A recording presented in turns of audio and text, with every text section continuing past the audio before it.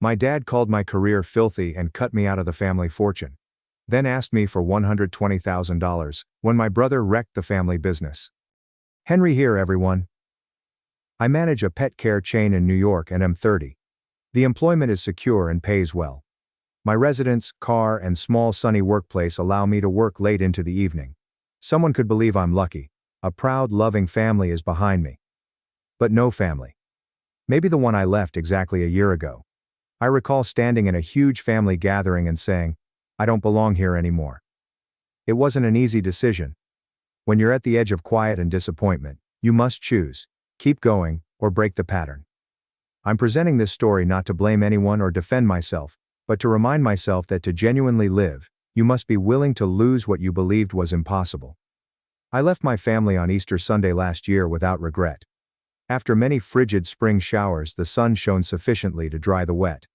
I drove out of Manhattan early, past folks going to church, quietly glad that our family was finally together again. Being on time has always meant arriving 15 minutes early for me, and this time was no different. When I arrived, the house was full of chatter and laughter. It was more crowded than previous holidays, with relatives from near and far, many of whom I recognized by face, but not by name. Mom mentioned Dad had something significant to announce today, not asking what it was. Mom loved chocolate mousse cake from a Brooklyn alleyway bakery, so I put it on the kitchen counter. I usually brought a bottle of red wine, a box of gourmet pastries, or a bouquet of her favorite flowers home in recent years. These tiny presents didn't change our distance, but I hoped they could have maintained a piece of the son I was still striving to be. 20 minutes later, the celebration started normally. Glasses clinking, grilled meat and baked potatoes in the house, and usual chats about real estate, stock prices, and kids' schools. I silently ate and listened at the corner of the table. I didn't join. I didn't need to. About 30 minutes after everyone had settled in, my dad stood up, hoisted his glass of wine and spoke in his booming voice, which he only used for big announcements. Everyone, please quiet down, we have something to share. The place went quiet immediately. He said, our family has come to a decision. Starting today, all the assets including the company, the shares, and the real estate will be handed over to Matteo. The room went silent. My heart slowed by half a beat. Like everyone expected, the clapping was loud, hurried, and enthusiastic, nearly on cue. My mom spoke next, her eyes beaming like she'd found her life's mission. Matteo's been working at the family company for 5 years now, and he'll be the one to carry on the legacy, to take it to the next level. I sat staring at my water glass after their statement. I felt the glasses chill in my fingertips, but it didn't stop my chest pain. Waves of applause hit my chair like hammers. No one solicited my opinion. Nobody looked at me. No one asked, what about Henry? I was there but unnoticed. I was there, but they thought I was out of the story. Though I knew they liked Matteo, I didn't expect this. My younger brother Matteo is 2 years younger. We weren't inseparable as kids, but we never fought. Since my childhood was marked by justice, I thought our parents saw us as equals. Back then, everything was split. 2 birthday cakes, 2 identical candy bags, 2 virtually identical bikes with different colors. Our punishment was always the same when we got in trouble. No one got off easier. After we scribbled on the wall, Mom made us kneel and scrub every pencil mark. No partiality. I thought my family was fair till I was 18. Sitting in the living room on an early September evening. Dad heard I wanted to study veterinary medicine. Veterinary doctor. I studied schools, chose one, and got a partial scholarship. I just needed some cash assistance to start. He might ask about my ambitions, give me advice, or just nod encouragement. Instead, he sat with arms crossed, gaze frigid, like I had said something shameful. I'm not putting a single dime into that career. If that's what you want, you're on your own. I lost all hope of what family meant with that one sentence, simple but final. I didn't get it then. I didn't understand how a career choice could make me feel traitorous. It took years to understand that my choices didn't match their agenda. After that, I wasn't the family's pride. That job gradually fell to Matteo. Everything steadily changed after I told my dad I wanted to study veterinary medicine. Through peaceful, progressive detachment, not harsh words or disapproval. I became silent over time. Perhaps that was the price you paid for deviating from your plan. Even though we were growing apart, I never left them when they needed me. I still sent Mom Mother's Day roses. When Dad needed a new AC in summer, I helped. I kept coming when the company struggled. I never kept score. So maybe the betrayal hurt so much because it came from the one person I thought would never treat me like an outsider. My daddy. A year ago, he called late one night, his voice low and wavering, like he'd struggled with himself before calling. I'll never forget what he said. The company was in crisis that night. They needed $80,000 to prevent collapse after a significant contract fell through at the last minute. I suggested writing a formal statement to the family or documenting my firm contributions. But he stopped that immediately. He comforted me with one sentence. When your mother and I are gone, you'll still have a share of the company. This is family business after all. At that point, I asked for nothing else. I wired $80,000 to the company account the next morning. My father's quiet comments after a long phone pause were the only contract. When your mother and I are gone, you'll still have a share of the company. This is family business. And I nodded. He stressed family, which I foolishly thought. But now I think I should have requested a signed agreement. Maybe I should have known. Some individuals only value family when they're needed. At Easter last year, when my father announced that Mateo would inherit everything, I didn't stay quiet like I had so many times. My voice was clear and firm. What about me? The question rang out as the wine glasses hovered. Room plunged into awkward silence. Some individuals stared at me as if they realized I'd been there all along. I heard whispers across the room. That's right. What about Henry? He's Mateo's older brother. As tension grew like a fog, my mother intervened with her usual kind manner, trying to make something cruel appear acceptable. Henry, you already have a career, a house, a car. But Mateo, he has nothing. After she finished, I looked her in the eyes. I spoke softly, yet each syllable hit hard like stones. That career. I built it with my own hands. I left home at 18 and figured everything out on my own. I didn't take a single cent from you or Dad. I earned a scholarship, worked through school, and saved every dollar. Meanwhile, you paid for all of Mateo's tuition and covered all his expenses. And now, you hand everything over to him like I never existed. I'm your son too. Before anyone could answer, Mateo spoke smugly. Mom's right. You shouldn't be competing with me. I spun and pointed at him. Shut your mouth. You don't even have the right to speak. Silence filled the room. Then my dad smashed his hand on the table, his voice shrill and each word a slap. That's enough, Henry. Mateo followed the path we laid out. You didn't. If you hadn't chosen those filthy animals, this company would have been yours. I froze. Then I replied, what the hell are you talking about? That's an insult. Do you even realize that it was thanks to those so-called filthy animals that I made the $80,000 that saved your company? And if you look down on my job that much, pay me back. Right now. After I said it, he stood up, red-faced, eyes flashing and yelled, I'm not giving you a damn cent. I brought you into this world, raised you, fed you, educated you. Do you know how much I spent on you? And now you're out there cleaning up after dogs and cats. You're an embarrassment. The moment he completed that phrase, I was done. I spoke again after nearly 30 seconds, trying to keep my voice steady. If that's how you feel, then we have nothing to do with each other from now on. Don't come looking for me again. I turned away but stopped to say goodbye, not to apologize. Dad, I never asked to be born, so please don't throw your so-called sacrifices in my face to guilt me into following your path. And don't use them as leverage to force me into carrying the weight of this family. After that, I left with my head held high and never looked back. That night I returned to my place before 9.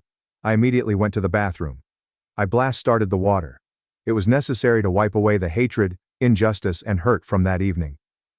Nearly 20 minutes passed before I left. I felt lighter, and my mind less weighty.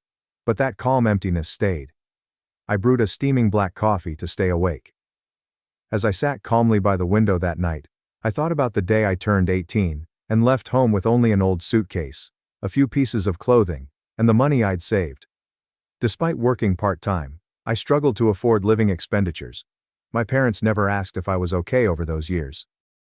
My first 2 years following graduating were spent in a modest studio apartment. I cut cuts every month to pay school loans. Then something unexpected happened in my third year. A peaceful Sunday afternoon. I had no plans or shifts that day. I had a funny idea. Why not make a pet care video? So I did. I used books and shoeboxes as a tripod, propped up my phone, and spoke like a friend. After finishing, I submitted the video on Facebook and YouTube. I did it for pleasure without expectations. If someone found it, great. If not, no problem. Within 2 days it became viral. Within 48 hours platforms had nearly 3 million views. I was stunned. I refreshed the page, believing it was a glitch. When the comments and messages started coming in, I realized people needed what I had to say. I made additional vids. My initial thought was to impart knowledge. I got my first $2,000 from ads and sponsorships a month later. I stared at that number on my screen for a long time, surprised, anxious, and wondering if I was dreaming. But the number grew. 9 months later, I had 1 million YouTube subscribers. I had over 2 million followers across all platforms in just 1 year. Then pet care brands reached out. They wanted to collaborate, sponsor videos, and offer me goods to review. I understood this wasn't a hobby anymore. It was something more. Finally, with crowd support, I opened my own pet care store. I named the company Whisker and Paw because I wanted to share kindness and love, something my family never gave me as a child. First location was more successful than expected. Perhaps it was because of the community that had backed me since my earliest films. Or because people could sense my sincerity in treating all customers, two-legged and four-legged. After a few months I had to employ more workers, extend hours, and hunt for a second location. The second branch opened a year later. 4 years later, Whisker and Paw had 7 outlets in the city's boroughs, and over 30 full-time and part-time staff. Several have been with me since the beginning. Few months ago, few joined. But everyone is part of my handmade family. I never gloat about my success, especially to my family and relatives. That lesson came from an industry mentor who gave me advice when I was nobody. He mentioned something I still remember. Never flaunt your success. Not even to your parents.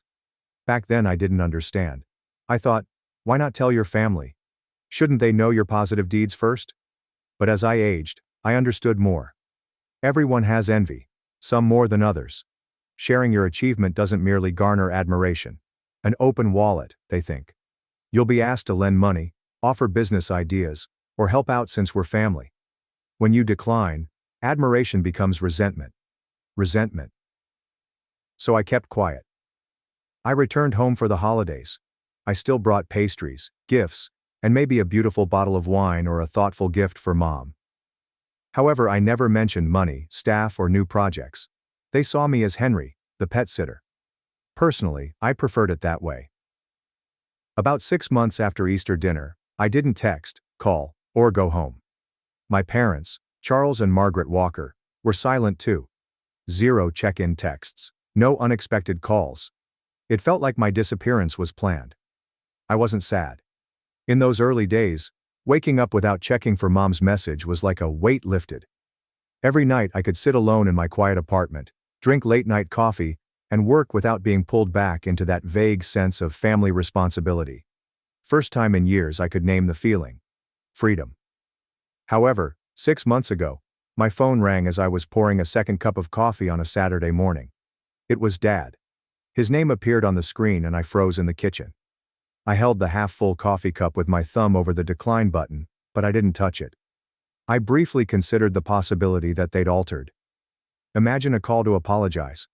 I don't know why I believed that. Maybe I still wanted to believe they'd thought about everything after that night.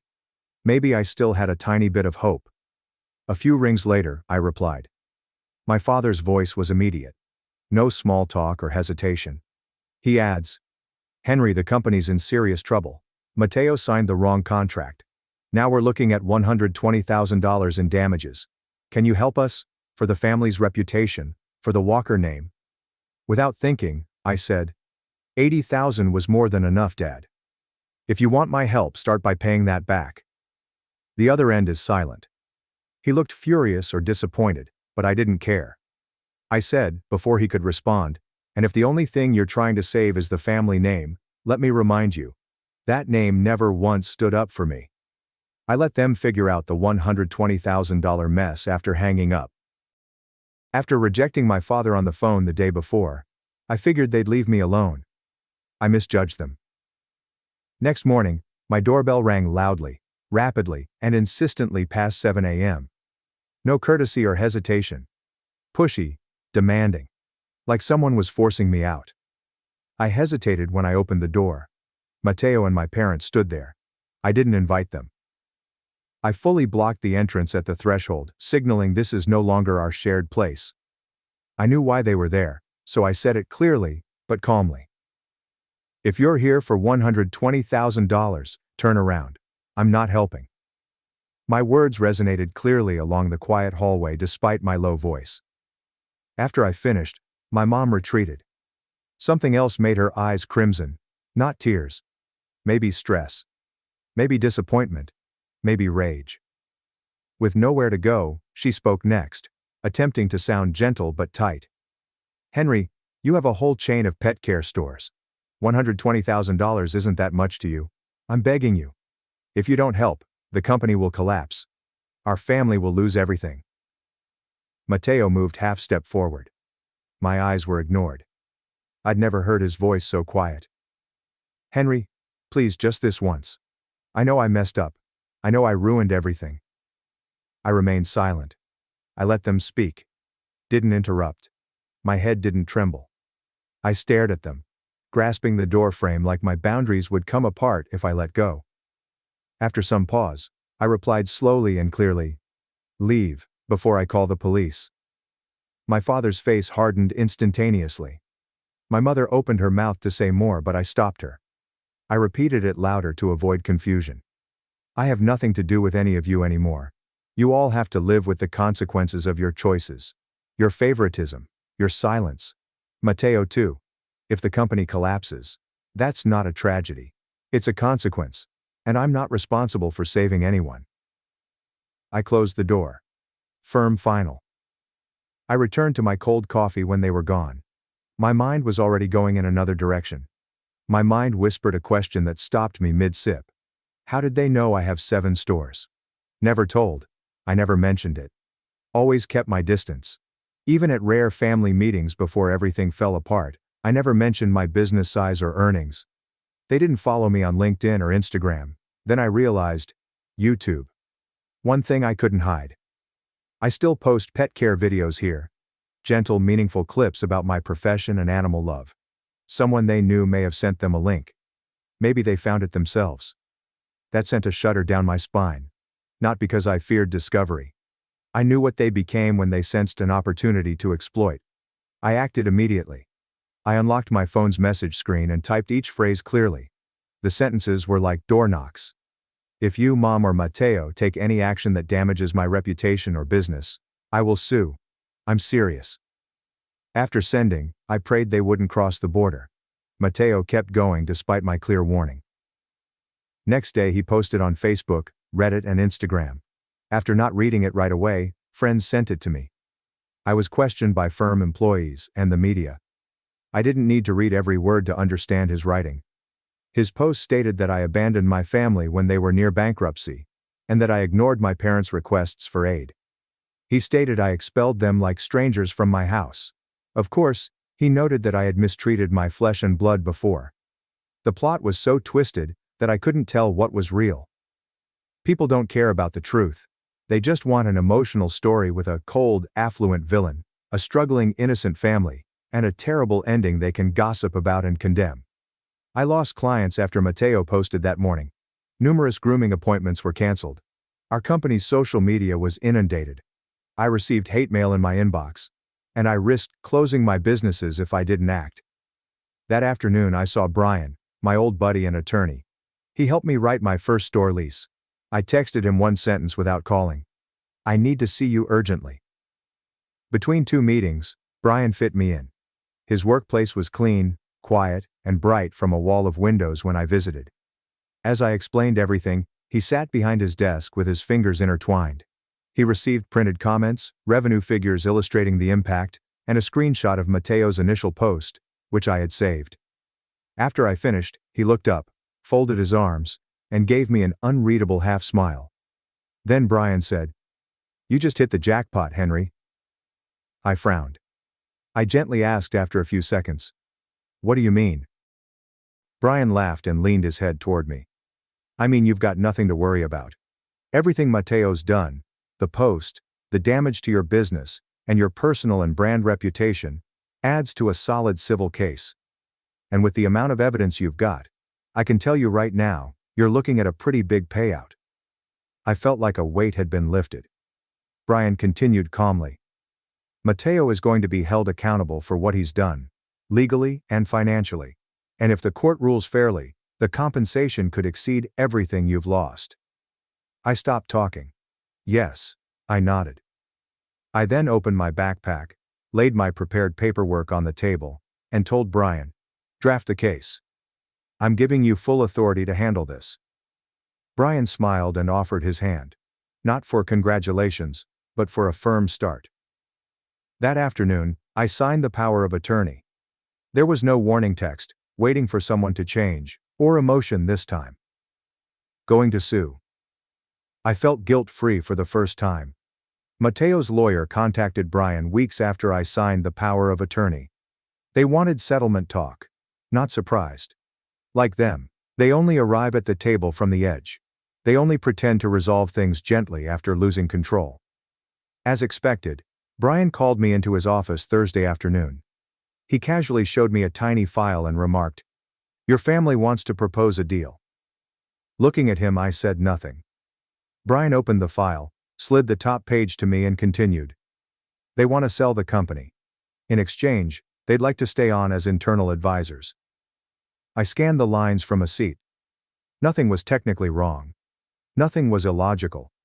I only wanted no part of them anymore. I looked up, my voice calm and clear, not sour, like someone done with needless concessions. "Tell them I'm not interested." Brian nodded slightly. Why wasn't asked. I got up, got my coat, and turned to him before leaving. "I'm not buying the company. I'm not hiring relatives as consultants." I hesitated, then added to finish, "I'm not saving a family just to keep being treated like a walking wallet." The trial began 3 months after Mateo uploaded the fraudulent information. Although the Manhattan District Courthouse was close to my flat, I left earlier that morning. I needed a few quiet minutes in the car to breathe, regain my composure, and remember that I was doing the right thing for justice, not anger. I entered the courtroom to find Mateo. He sat next to his lawyer, apprehensive and trying to stay calm. The arrogance and contemptuous attitude he gave me when we argued at home were gone. He gazed down more than up that day. I looked forward to it. Brian was ready. He listed every loss, canceled contracts, store closures, income declines, and employee compensation. Official stamps, receipts, and paperwork supported every claim. Nothing exaggerated. Mateo's team claimed the message was personal, that they didn't expect the effects, and that people misinterpreted. But no one in that courtroom thought nearly 30,000 shares were a misunderstanding. I kept my head down as the judge read the summary judgment. No need to visit Mateo. I listened calmly as the words came out. The defendant, Mateo Walker, is found liable for significant commercial damages, and is ordered to compensate the plaintiff, Henry Walker, for direct losses totaling $248,000. Silence followed the verdict. I rose. Mateo wasn't looked at. They weren't there, so I didn't look for their reaction. I left the courtroom after putting a period at the end of a long, odd sentence that didn't need to be written. I triumphed. Not to teach anyone, but because I stopped slacking. After the litigation, I heard Mateo had to sell the company, once termed the family legacy, and his house to pay me $248,000. Not asking for information. I didn't investigate. I didn't question his method. I didn't care anymore. I only needed to know that they ignored my warning. They selected that road, so they paid the price. The next 6 months were peaceful. But 3 days ago, early in the morning, it all came back in a familiar way. It was Saturday. My doorbell rang at 7 a.m., the same time they asked for $120,000. The sky was dismal. After opening the door, I was astonished to see my mother. her eyes crimson, face sunken, hand grasping her bag strap, like it was the only thing preventing her from breaking apart. First, she was silent. Her voice was tiny and husky as she said, "Your father. He's in the hospital. It's serious this time. The treatment is estimated to cost close to $20,000. I know I was wrong, but please, just this once, help me." Stood still. I wasn't angry then. My pity was absent. Just a sense of emptiness in my chest, one I'd experienced too often when I realized I was in the same circle again. I lingered on her. I whispered, more like an exhalation. "To me, my parents died the day both of you let Mateo destroy my career and said nothing. And I don't give money to the dead." She froze. I didn't weep. No more pleading. Standing there with twitching lips, she seemed to want to say something but couldn't. I didn't delay. I breathed deeply and said clearly, "Ask your heir." I carefully closed the door to let her know it wouldn't open again. Some of you may believe I'm nasty, cold-hearted, or unforgiving by now. If that's what you're thinking, don't judge me right away. In fact, I went to the hospital that afternoon after my mother left. I avoided my father's room. I didn't stand by the window like in the movies. I called the information desk with his name and requested an update. I went there to confirm her truthfulness. Indeed she had. She was right. My father was hospitalized and his treatment cost about $20,000. My documents were in front of me. I nearly took out my credit card. However, my mind immediately returned to Easter 1 year earlier, when they lifted their glasses, publicly handed everything over to Mateo, and implored me to understand. I called a couple people the next morning, still confused from the day before. I checked that my parents owned their house with real estate contacts. It wasn't mortgaged. It wasn't transferred. It's worth about $400,000. They may readily sell such assets to pay medical expenditures. I didn't pay hospital expenses. I wrote my mother one message. "You still have the house. Sell it to pay for Dad's treatment." She didn't reply. She may have hesitated out of attachment, or because that house was always meant for Mateo. Maybe she couldn't believe I wouldn't intervene again. No matter her excuse, I don't care. They decide whether to sell or keep it. I've made my own. I won't return. After everything, I don't expect anything from my family. I still believe in family. Now I know. Family isn't always where you're born. Sometimes you choose to belong. I thought they'd appreciate my effort and sacrifice if I tried hard enough. However, some people only appreciate what you've given when you're done. I don't want this story to anger or sadden anyone. I'm posting it because I think someone is listening. Someone is in my shoes. Expected to carry. Expected comprehension. Only because they did better, are they expected to constantly be strong. I'll say one thing to you. You're not horrible for declining. You're not selfish for refusing repeated abuse. Sometimes kindness needs limits. Sometimes one-sided love must be let go if you're the only one clinging on. Before I finish, I want to ask you, the ones who've stayed and listened to the end. Was I wrong to leave a family that had repeatedly treated me like a backup plan and abandoned me when I had nothing to give? Was I overly harsh for refusing to help someone who had rejected me, especially when I needed them most? Thanks for watching and diving into this wild family drama with me. If you love Reddit family drama, don't forget to subscribe and turn on notifications so you never miss the next one. My husband set me up for cheating, then brought his pregnant side chick to my birthday party. So I exposed his affair and took everything. It all began when I was a 28-year-old personal assistant dealing with the death of my father. Losing a parent leaves you feeling extremely alienated and empty, as anyone who has experienced it knows. I was going through a very difficult emotional time. Then along walked Harry, a charming older man who seemed to know just what to say to brighten my spirits. We had a cliché story at first, which may have contributed to my feelings for him. At the time, he was everything I was searching for. Safe, dependable, and affectionate. We used to go on beautiful dates, and he always treated me like a gentleman. My mother loved him from the start. When I first met his parents, there was some difficulty because we came from different ethnic backgrounds, but they eventually warmed up to me. His sister Evelyn and I hit it off immediately away, and grew quite close. We chat on a regular basis and frequently go shopping or have lunch together. Evelyn feels like the sister I always wanted but never had. She and I talk about everything, and I sometimes feel quite grateful that she is in my life because of my spouse. Harry and I were still in the midst of our lovey-dovey phase when he impulsively proposed to me. He had caught me completely off guard by throwing a surprise engagement party and invited all of our loved ones. Without hesitation, I answered sure. I can still remember our family's smiles as they raved about how Harry and I were meant to be together. I admit that for a long time, I believed it completely. Our wedding went off without a hitch, and we spent 2 weeks on honeymoon in Mexico.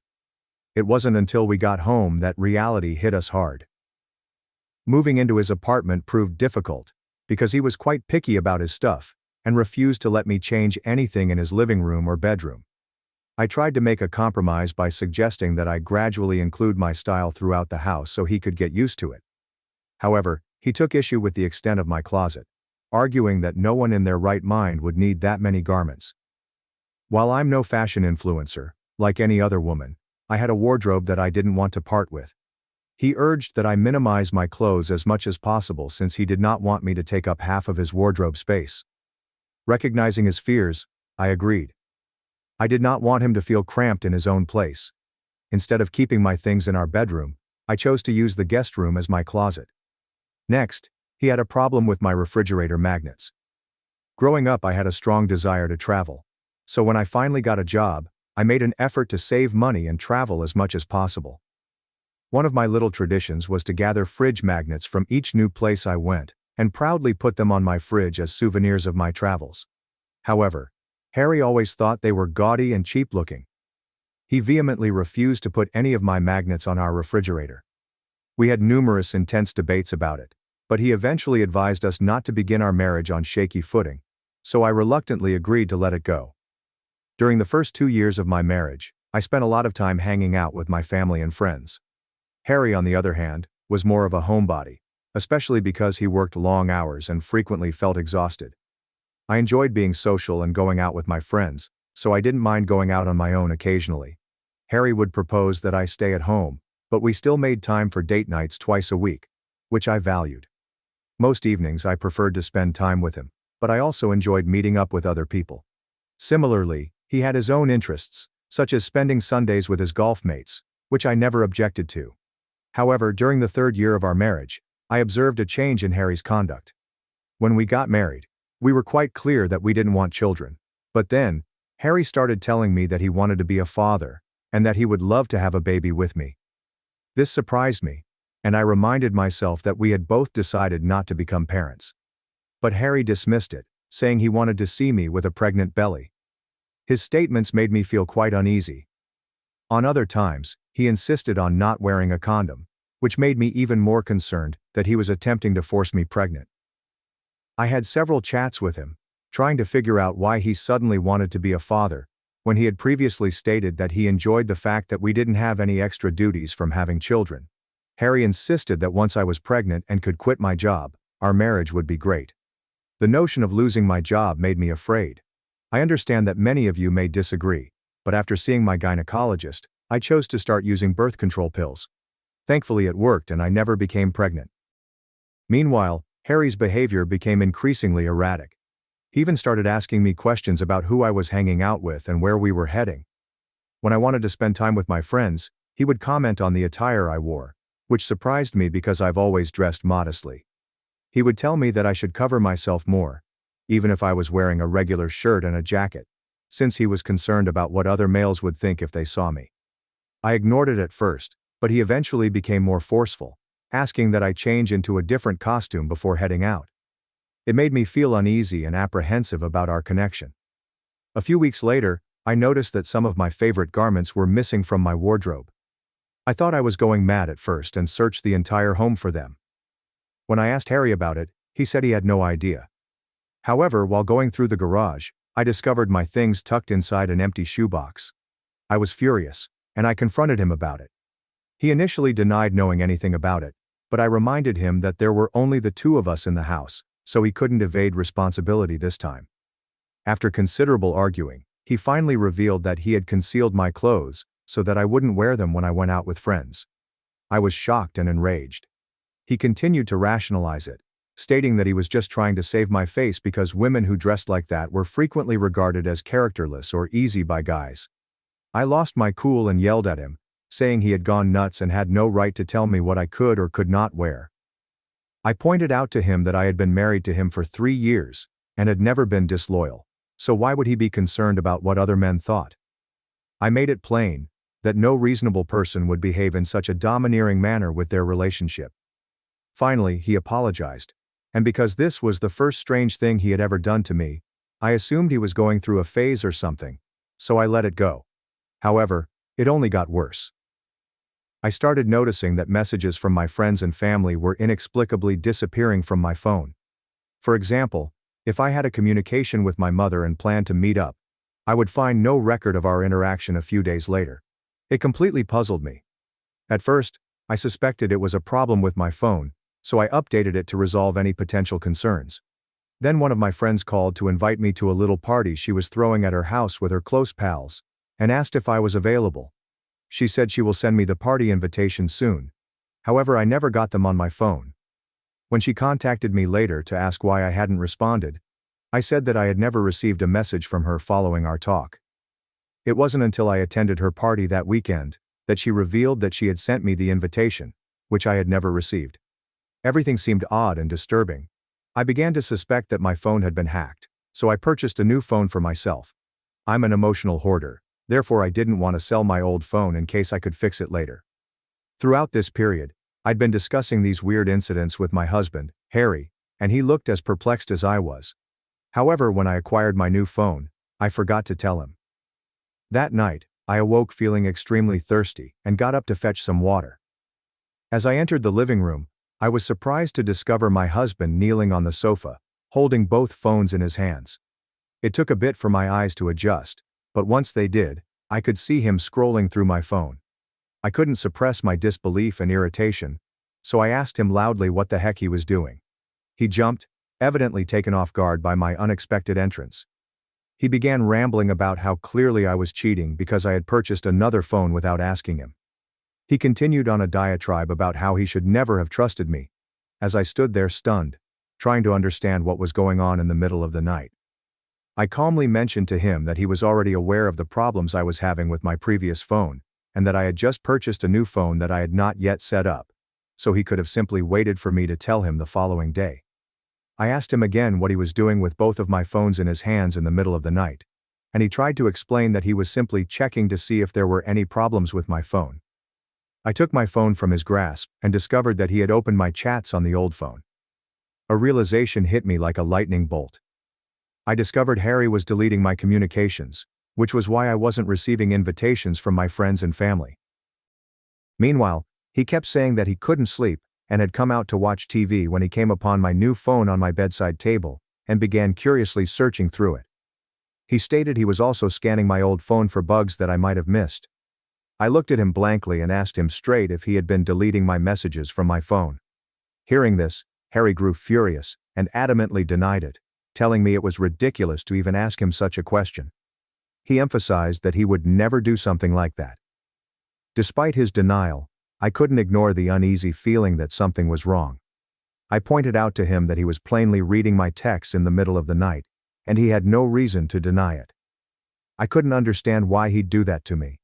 I informed him that because he was deleting my communications, I was unable to meet up with my friends and family. It seemed like a betrayal on many levels, and I couldn't understand why he would ruin my connections with my loved ones in such a subtle way. I couldn't bring myself to look him in the eyes again. I was completely appalled and chose to believe my gut impulses. I informed him that he had crossed a line this time, and that I needed some space. I started packing my luggage, planning to live with my mother for a bit. He begged me not to leave, eventually admitting that he had been deleting my texts just to spend more time with me. I couldn't see how he could justify such a violation of privacy, especially because I'd previously spent a lot of time with him. Later, when I told my mother, she agreed that what he had done was weird. However, she also emphasized that I was fortunate to have a spouse who still loved me so passionately after all these years, even if his actions were incorrect. Despite her remarks, I couldn't ignore the sense of betrayal and discomfort. My spouse was always calling and texting me. His messages ranged from an apology to blaming me for leading him to believe I was cheating on him. For the next few days, I turned off my phone and attempted to divert myself by assisting my mother around the house. I'm not sure why, but I knew something was wrong with Harry and had no idea what to do about it. It was as if I was too dense to acknowledge the fact to myself. Fortunately, Evelyn showed up to comfort me. She was as disturbed as I was to learn about what her brother had done to me. Now, I know many of you assume she would naturally favor her brother because they are linked by blood, but Evelyn is completely a girl's girl. She assured me that what I was experiencing was entirely normal, because no spouse should wake up in the middle of the night to check his wife's phone and respond the way Harry did. Especially because I had never done anything to lead him to be so suspicious. She acknowledged that there was something wrong, and offered to explore by speaking with him. I felt much better after talking to her, and I hoped she could persuade Harry to see sense. I turned on my phone after talking to Evelyn since I felt much better. However, Harry besieged me with angry text messages. He seemed like a new person, and in some of his messages, he threatened to divorce me and leave me with nothing, just as my father did. This was very out of character for him, and I couldn't figure out what I did to make him so angry. I also observed that there were no fresh messages that day, so I assumed he had realized his error and was feeling contrite. I thought he'd call me eventually so we could work it out. However, 2 days later, Evelyn called to inform me that she had some news, which I might not like. When she arrived, she was outraged and showed me images on her phone, shot outside of Harry's house. In the photos, a young blonde woman is entering our home. I didn't comprehend what it meant, until Evelyn informed me Harry had been cheating on me. It felt like I had lost all of my breath. I just nodded my head as Evelyn went on to tell me that she had been watching this girl go in and out of Harry's house for the past 2 days, and feared her brother was having an affair. My entire body shook, and I felt like vomiting. Evelyn attempted to hug me, but I shrugged her off and dashed into my bathroom. The world around me was whirling, and I was experiencing a dull ache in my brain. I kept thinking that this couldn't be true, and that perhaps there was a simpler explanation. When I came out of the restroom, Evelyn had a frightened expression on her face. My mother, who had been informed by Evelyn about what my husband had done, looked at me furiously. I attempted to brush it off and explain that it was probably a housekeeper or one of Harry's co-workers. But the more I attempted to explain to them why a young woman like her was going to meet my husband when he and I were fighting, the more I noticed Evelyn and my mother staring at me with pathetic expressions that made me nauseated. My mother gently sat me down, but I just stared at the floor. Evelyn informed me that she wanted to believe her brother wasn't cheating, but the facts showed otherwise. She then inquired if Harry had contacted me over the last 2 days, and I shook my head. She remained silent, and I burst into tears. I can't begin to express how devastated you are when you learn your marriage has ended. I will state that Evelyn and Mom sat by me on the floor, soothing me in their own manner. When I began to feel better, my mother apologized for believing my cowardly husband might ever change, and offered to help me find a divorce lawyer. Evelyn agreed, and said she would look into this mystery woman further, which could help me with my divorce from my husband. I didn't do much more than nod. I simply wanted to sleep, so they left me to get into my bed and pretend everything was a nightmare. However, like every other person who had been cheated on, I awoke with a dull pang in my chest, and the understanding gradually dawned that the love of my life had cheated on me. Evelyn had texted me images of the woman entering our home, so I zoomed in as much as possible to see how young she appeared. I couldn't believe that my miserable spouse, instead of talking to me like a normal person, had decided to hook up with a random individual, which made me even angrier. If my husband thought he could do whatever he wanted, and I would simply crawl back to him, he was in for a big surprise. I was going to file for divorce and seize all he had ever possessed. I spoke with my mother, and we began researching good divorce lawyers in the region so that we could schedule appointments with them. Evelyn called me anytime she could to check on me. When I hired a divorce lawyer, the first thing he told me was that we needed to employ a private investigator, PI, to gather as much evidence as possible to ensure I received the most out of the divorce. Hiring a private investigator was expensive, but I didn't mind as long as Harry learned his lesson, and never tried to mess with me again. Throughout this time, Harry only messaged me twice, both times asking if I was prepared to apologize to him. The messages simply made me angry. There were so many things I wanted to say, but I knew that saying them would alert him to the divorce, and I wanted to witness his reaction when I handed him the papers. Harry never bothered to show up at my mother's house because, in his head, he still believed that his reaction to my phones was completely justified. Meanwhile, my lawyer advised me that the PI was accumulating a lot of strong information, and Harry's relationship with this young woman seemed serious, since they met up literally every day. This led us to suspect that she was not just a random hookup, and that they had been having an affair for a while.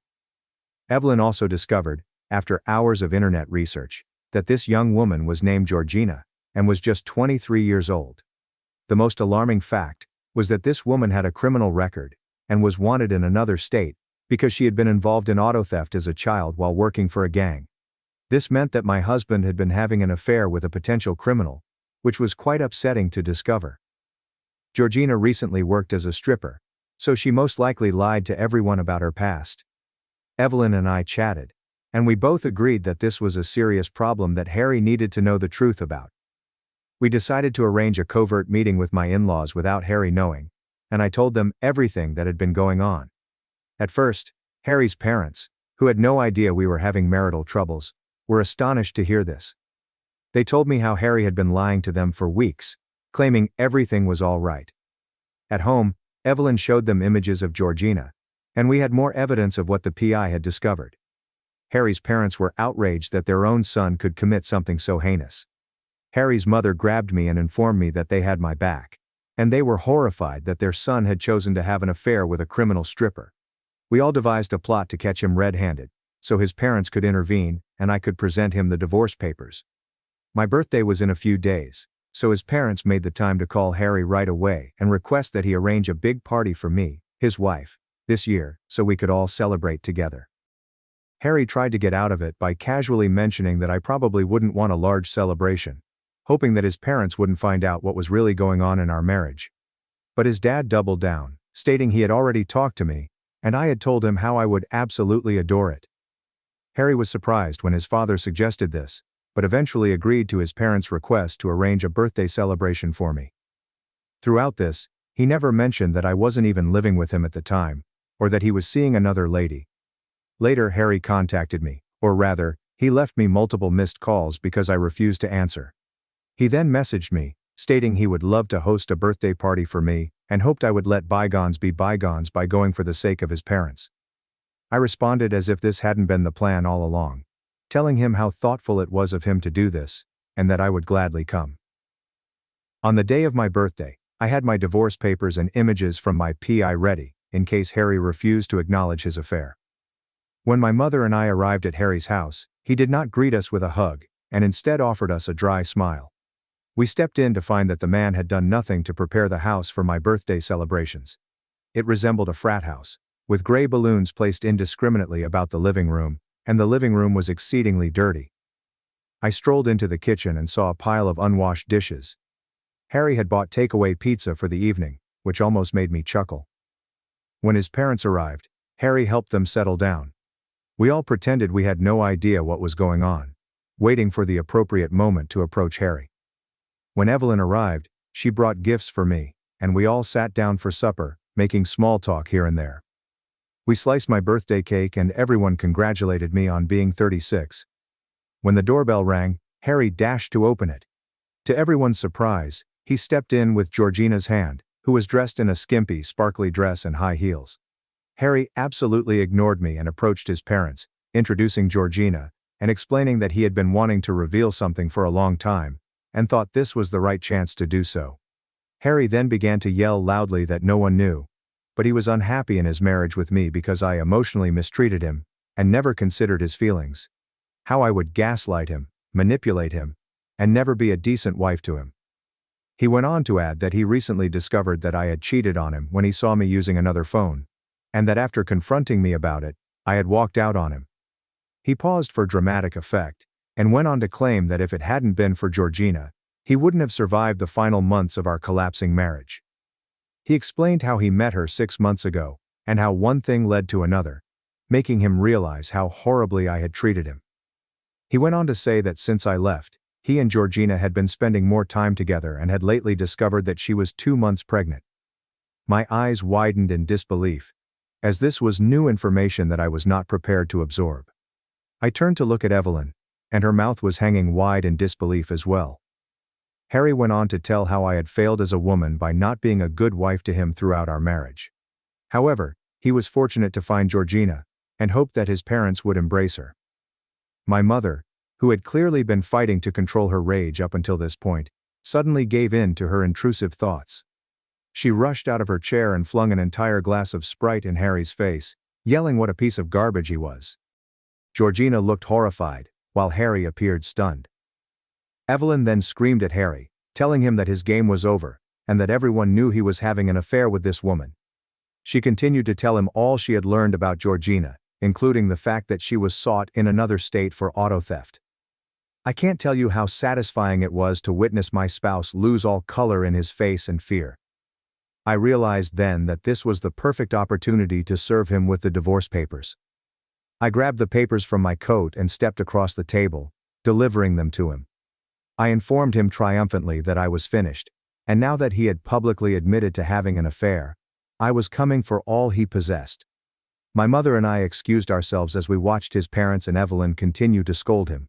I was done with him and his drama, and I had no intention of staying any longer. Throughout the vehicle ride, my mother told me how proud she was to have raised a strong woman like me. I'm not sure what Evelyn and her parents said to Harry, but it must have been nasty because he continued phoning and texting me, wanting to chat. I awoke this morning to nearly 80 texts from Harry begging me to return to him and promising that he will change. He says he is willing to go to couple counseling, and that if I truly loved him, I would not give up so quickly. Now typically, I wouldn't think twice, but if you had asked me last year if I was ever going to divorce Harry, I would have said no. However, things have changed, and I am confident I am on the correct track now. While my intellect understands the proper thing to do, my heart aches for him, especially after reading his heartbreaking letters about how he can't live without me, and how he has always wanted to grow old with me. I don't trust my heart. So Reddit, am I an asshole for revealing my husband's double life to his family and eventually divorcing him? Update 1. Wow. When I shared this, I didn't anticipate so many people to be so negative. I've received hundreds of direct messages criticizing me for ever considering forgiving this nasty man. I get it, everyone. I will not go back to Harry. I want you all to quit being so rude to me. Now, when I posted this, I admit that I was feeling bad, so I went overboard. However, all of that guilt is gone, and I will never allow my husband's dumb statements sway me again. Also, to those who suggest I should just block him, I can't because my lawyer has told me to keep all contact channels open until the divorce is official.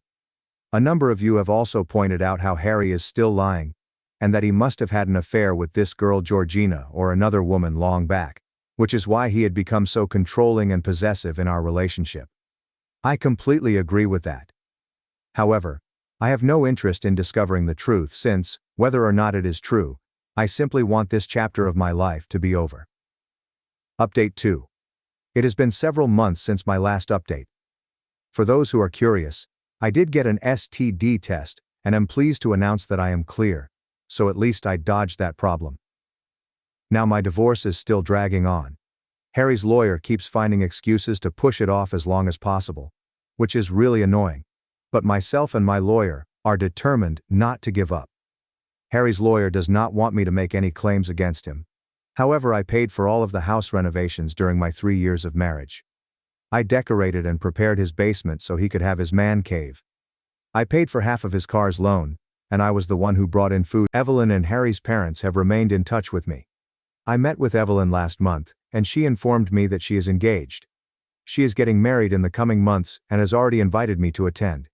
I'm not sure if I should go because I don't want to meet Harry, but she has urged that I be there to support her on her special day. Evelyn also told me that Harry and Georgina had broken up.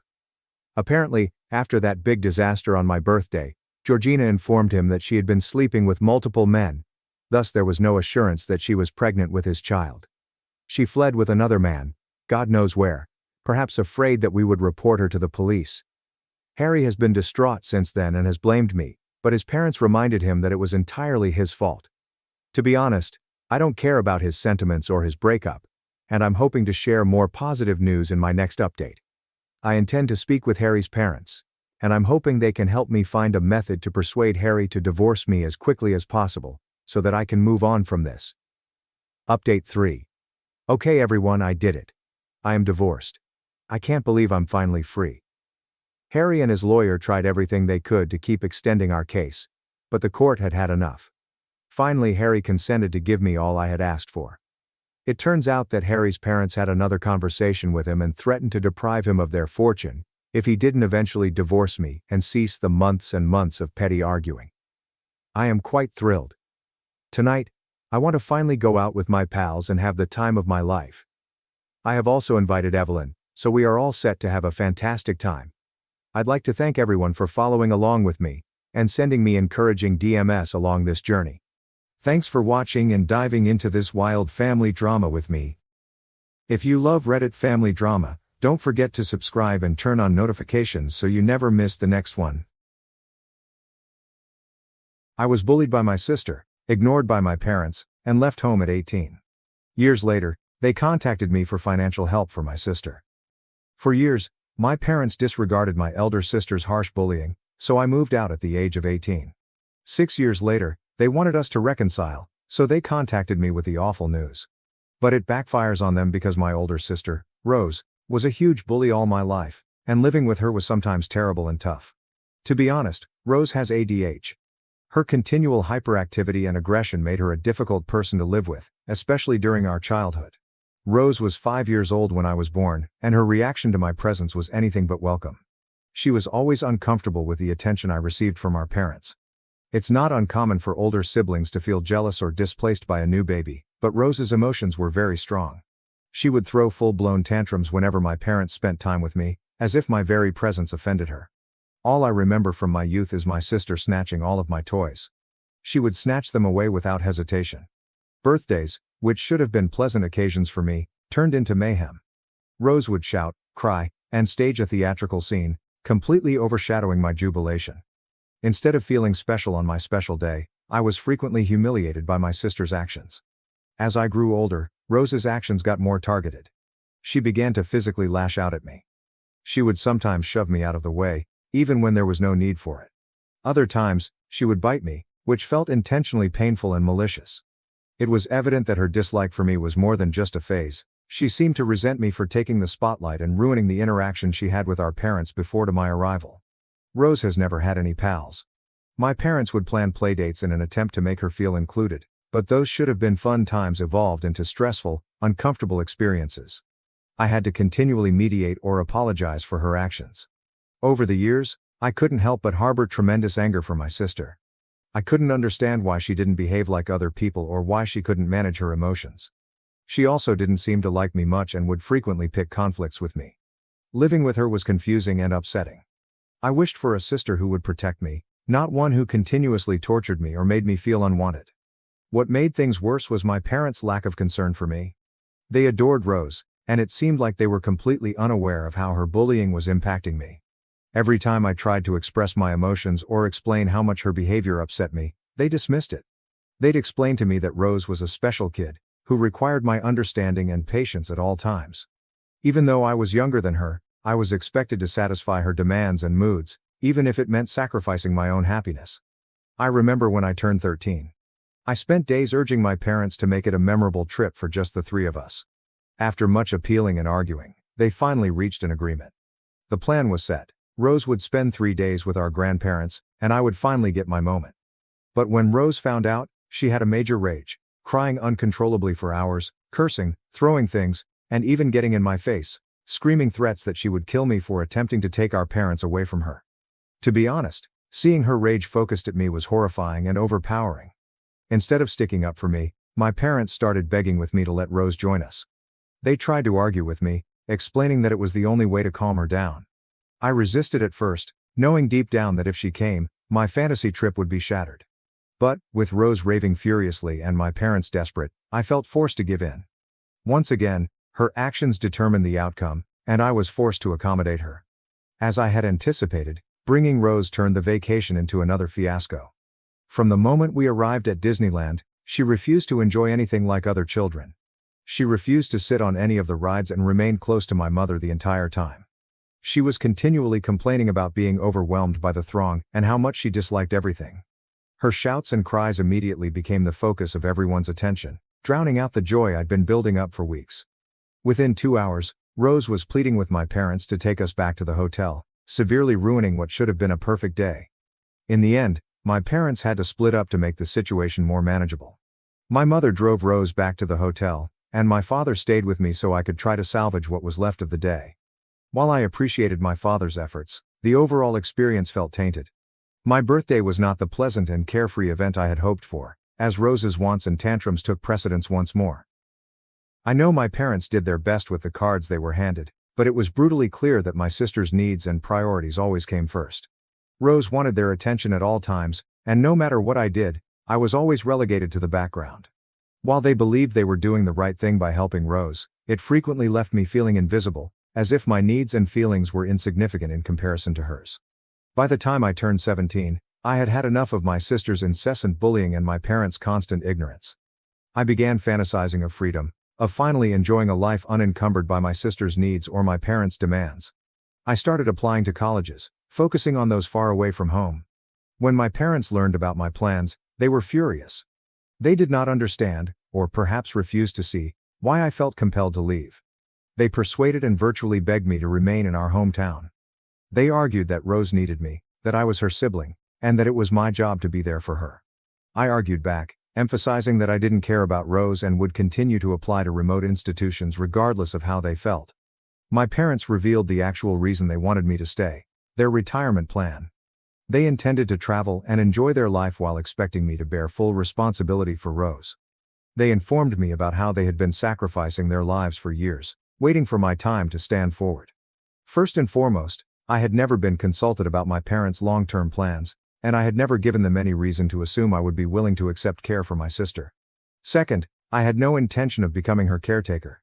I wasn't her dad, and it seemed unjust and absurd to expect it from me. I explained it to them as fully as I could. I also proposed alternate possibilities, such as hiring a full-time caregiver or teaching Rose to be more self-sufficient, at least for a few days at a period, so they could continue to enjoy their retirement. My mother stated that Rose would never be comfortable with a caretaker and insisted on 24-hour surveillance, which could only be provided by a family member, meaning me. My father agreed, even accusing me of being selfish for refusing to participate in their absurd idea. Their remarks stung deeply. As if that wasn't enough, my father then confessed that the entire reason they had me, their second child, was so that I might grow up and take care of Rose in the future. I froze. My thoughts whirled as the weight of that discovery fell on me. I stared at them silently, my eyes wide with disbelief. My mother instantly intervened, chastising my father for disclosing that secret and instructing him to apologize. She then tried to backtrack, stating he didn't mean it and that, of course, they loved me as well. But her comments rang hollow. The damage was done. I couldn't unhear what he said, and it was then that I realized why I'd always felt invisible in comparison to my sister. The fact that my existence had been portrayed as a solution to Rose's care, rather than as my own person with my own goals, was upsetting. My mother insisted that Rose needed care, and that as a member of the family, I had a responsibility to her. She even argued that attending college far away would not benefit my life in any way, and that staying in our community was a better alternative. Living at home, she reasoned, would save me money on rent and other bills. I understood Rose's predicament, but did that mean I didn't deserve a life of my own? Did I have to give up my future just because she existed? The thought was suffocating. I didn't say anything to my parents at the time, knowing it wouldn't change their opinions, but within, I was more determined than ever to escape. I ignored their appeals and plunged myself into my college applications, determined to avoid them. It wasn't easy, but I worked tirelessly, and my efforts eventually paid off. I eventually got into a decent enough college to make the effort worthwhile. Obviously, when I told my parents, they were outraged. They refused to let me go and did everything they could to guilt-trip me into staying. Although I was 18, I knew I still needed support to get away from my parents, so I turned to my grandparents. I contacted, appealing for their assistance. My grandma, who has always been a solid and caring presence in my life, came over right away. She helped me pack my bags and documents and offered me a place to stay with her and my grandfather till I left for college. But my parents did not stop there. They threatened to cut me off financially, refusing to cover any of my educational fees. They informed me that if I left, I would be on my own forever, and they would cut all relations with me. Even so, I refused to give in. I took out a student loan to help support my schooling. On top of that, my grandfather offered to cover some of my bills using his retirement savings. Accepting his help crushed my heart because I knew how hard he and my grandma had worked for that money. They were doing what my parents should have done, providing love, encouragement, and financial assistance. The subsequent 4 years of my life were a whirlwind of hard work and perseverance. College was tough not only academically, but also emotionally. While most of my peers had supportive parents and enough money to go out, I did not have the same luxury. Almost every day I studied as hard as I could to support myself financially. I even took on a part-time job as a server, juggling long days and late nights around my studies. Those years were difficult, but I persevered because I knew there was no other option. Meanwhile, my parents never contacted me, not once, to ask how I was doing or if I needed anything. They maintained a deafening hush. Sometimes I questioned my worth, wondering if I truly deserved to be abandoned by those who were meant to love me unconditionally. But, even then, I refused to give up, telling myself that if I kept going, I'd finally make a life for myself. After graduation, I was really fortunate to get an excellent job. It was the opportunity I had been working so hard for, and it seemed like the first true payoff for all of my years of sacrifices. With this work, I was finally able to start repaying my college loans. More importantly, I began repaying the money my grandfather had given me to help when my parents refused. He never wanted me to repay him. It was a gift of love, not a loan. But it meant a lot to me to lessen his burden and demonstrate that his trust in me was not misplaced. I maintain a close, loving relationship with my grandparents.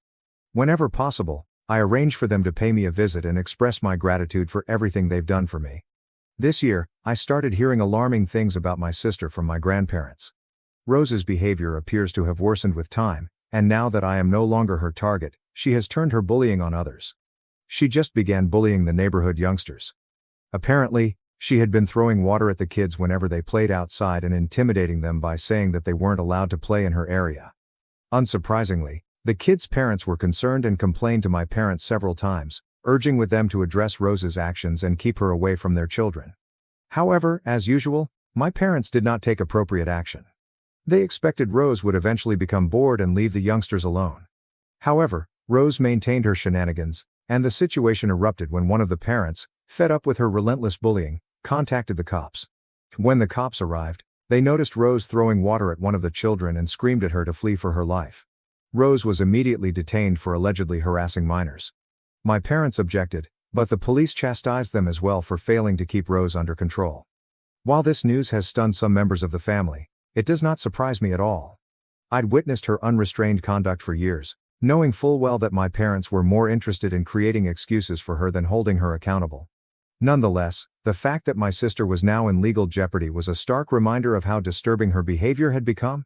My parents ended up bailing her out, but Rose is now facing a court date. This week, I received a call from my parents that caught me off guard. After 6 years of silence, seeing their phone number on my phone seemed weird. My father told me that he and my mother were at their wits' end dealing with my sister. He claimed they wanted to reconcile with me, that they had missed me for years but had been too furious and stubborn about my decision to leave for college to contact me. It seemed as if he was attempting to rewrite the story, wiping away years of pain and abandonment with a half-hearted apology. I could tell he and Mom had called me for something, so I told them to spit it out. That's when Dad indicated that, with my sister's approaching court appearance, they were finally seeing the truth. That perhaps I had been correct all along about my sister. My father admitted, hesitantly, that my sister was a bully. He claimed that she had gotten worse over the years since I had left and was getting into more serious trouble. Dad informed me how he and Mom had talked and that he now felt sorry for what I had been through. He admitted that they should have listened to me more. He also informed me that they were finally willing to send Rose to therapy so she could receive the assistance she clearly required. Hearing those comments from Dad felt bizarre, especially since I had spent so much of my life urging him and Mom to take action against my sister, only to be dismissed or taught to accept Rose's actions. Dad went on, saying they wanted to meet with me and apologize in person if I was willing to listen. That's when I informed my dad, as quietly as I could, that while I was relieved that they were finally providing my sister with the assistance she required, the truth was that I no longer cared. They had been ignoring me for far too long. Over time, I accepted their absence and constructed a life without them. I wasn't willing to reconcile with them just now. My father then tried to get me to reconsider. Am I an asshole, AITA, if I don't reconcile with my family, especially given how they've treated me for years. Update 1. I want to clarify a few points because I can't respond to everyone in the comments. No, my sister was never bullied. She attended a special school developed for children with similar disabilities, and it was a tiny, closely regulated environment. The school only accepted a small number of special needs kids, who were closely monitored during the day. Her instructors were wonderful and provided good care for her, and my parents were constantly active in her life, checking in on her on a daily basis. There's no way my sister was bullied at school and took out her frustration on me. The truth is that her troubles were never caused by outside influences. They were caused by how she was allowed to behave at home. My parents tolerated her frequent mistreatment of me. If she bit me, slapped me, or shoved me, she would face no consequences. Meanwhile, I was always expected to console Rose or be more sympathetic of her actions. As for why Rose was never sent to therapy, the simple reality is that it has always been too expensive for my parents to consider. Furthermore, my mother has always maintained a possessive attitude about Rose. She never let her spend much time with anyone else since she believed that only she knew Rose's needs.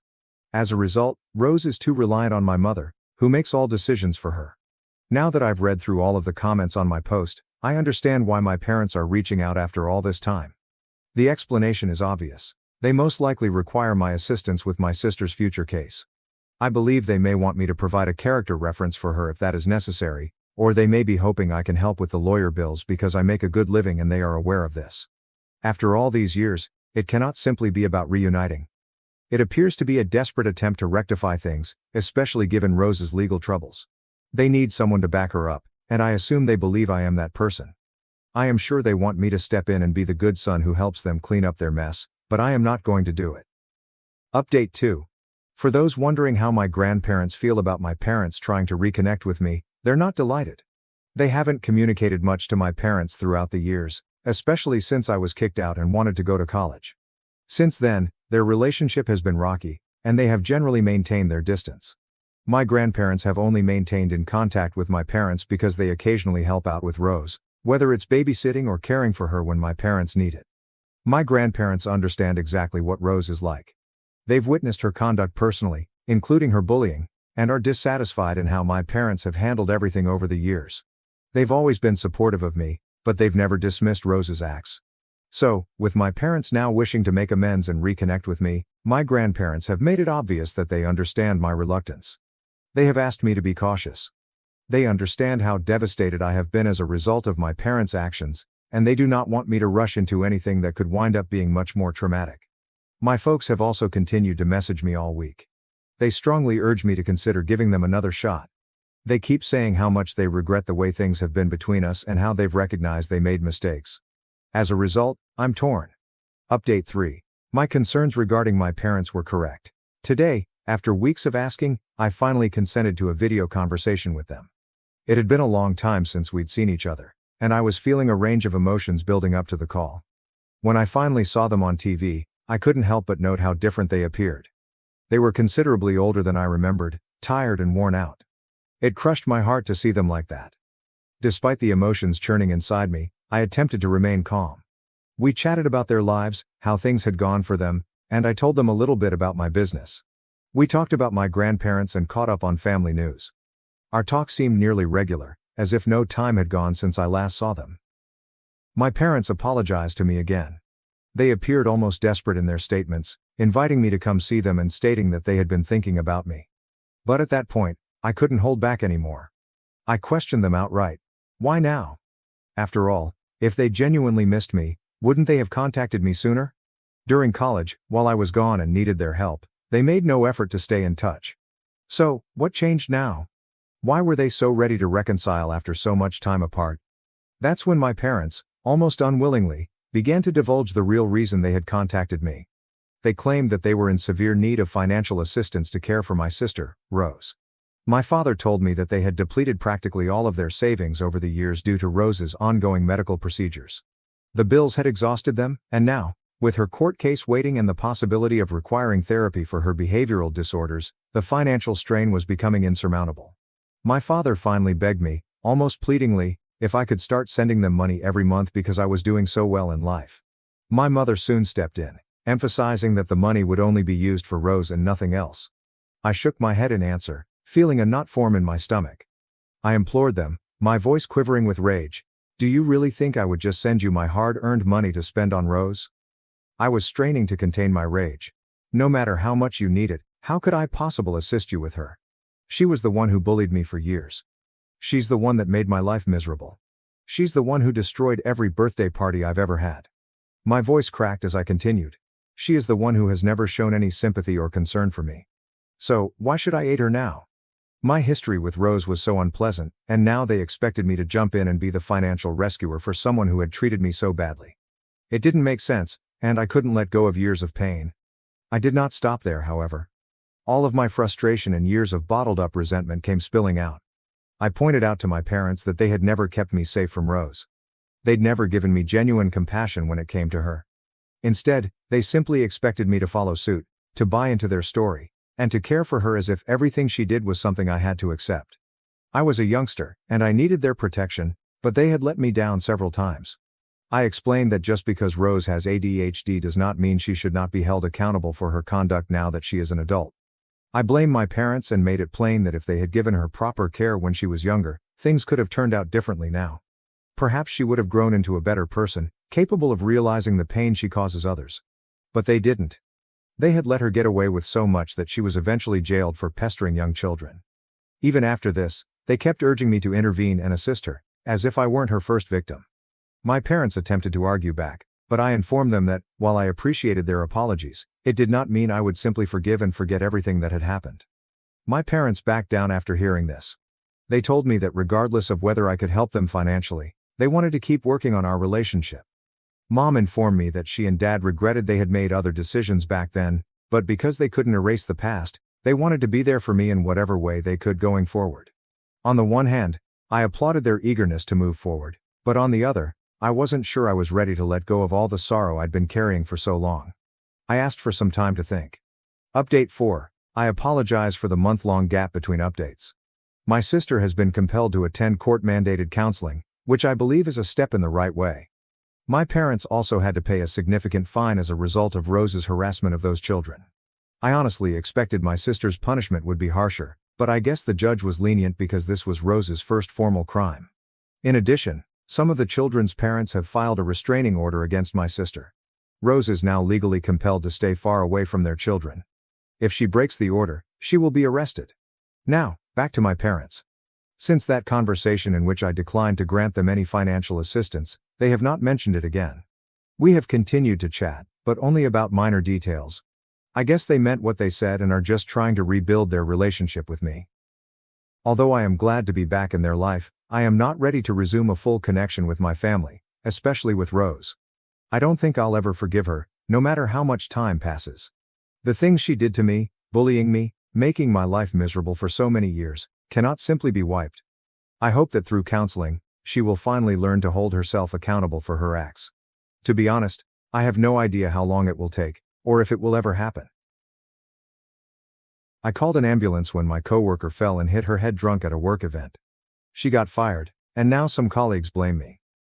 This got removed from AITA, so posting here. I, 27F, was at a group work training for my job this past weekend. The company put a bunch of us up in a hotel and had us attend a day-long presentation about our goals for the next quarter. For context, we're in sales, it's highly competitive, and the group consisted of mostly older employees with me being the youngest. After a full day of meetings, a few of us decided to get dinner at a restaurant down the street from our hotel.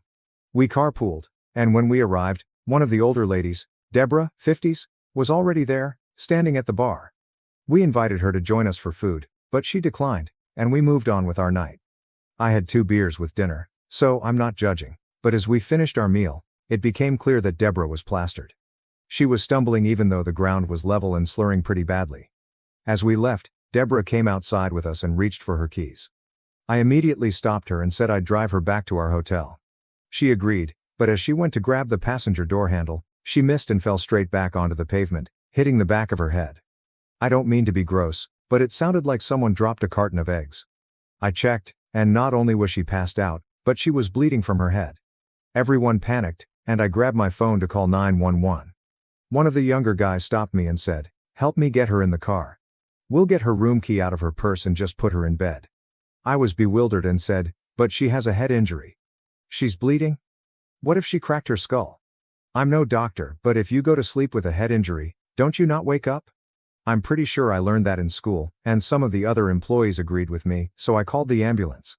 Paramedics took Deborah to the hospital, and she survived, though she was in really bad shape when I checked up on her the next day. Here's where I may be the asshole. Our managers found out that Deborah was hospitalized for over-drinking while technically at a work function, and they fired her on the spot. Everyone also found out that I was the one who insisted on calling an ambulance. The older employees are all saying I did the right thing and that she could have died, but the younger ones are calling me a snake and saying I got her fired on purpose because she was competition. Comments. Comment 1. NTA. Better jobless than dead. You did exactly right, I stand corrected. Spelling matters reply. I'm sure the coworkers giving OP shit would have also given her shit if she didn't call the ambulance and the coworker died. She did the right thing for sure. If they'd dragged her back to the hotel, put her to bed, and she died overnight, they'd be fired and arrested. OP saved everyone's ass.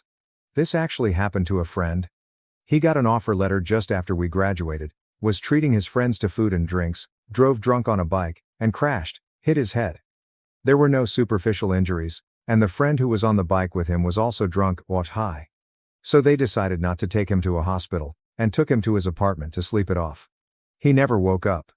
Gone for good at 22, my friend's entire family was looking forward to him working. They were lower income class, both parents disabled. He was looking forward to being their support system. Don't drive drunk, for your sake and others. And if you ever suffer a head injury, go straight to ER. I was blamed for infertility by my ex-husband and in-laws, despite normal results, so I left. Now my ex has lost everything due to his lies.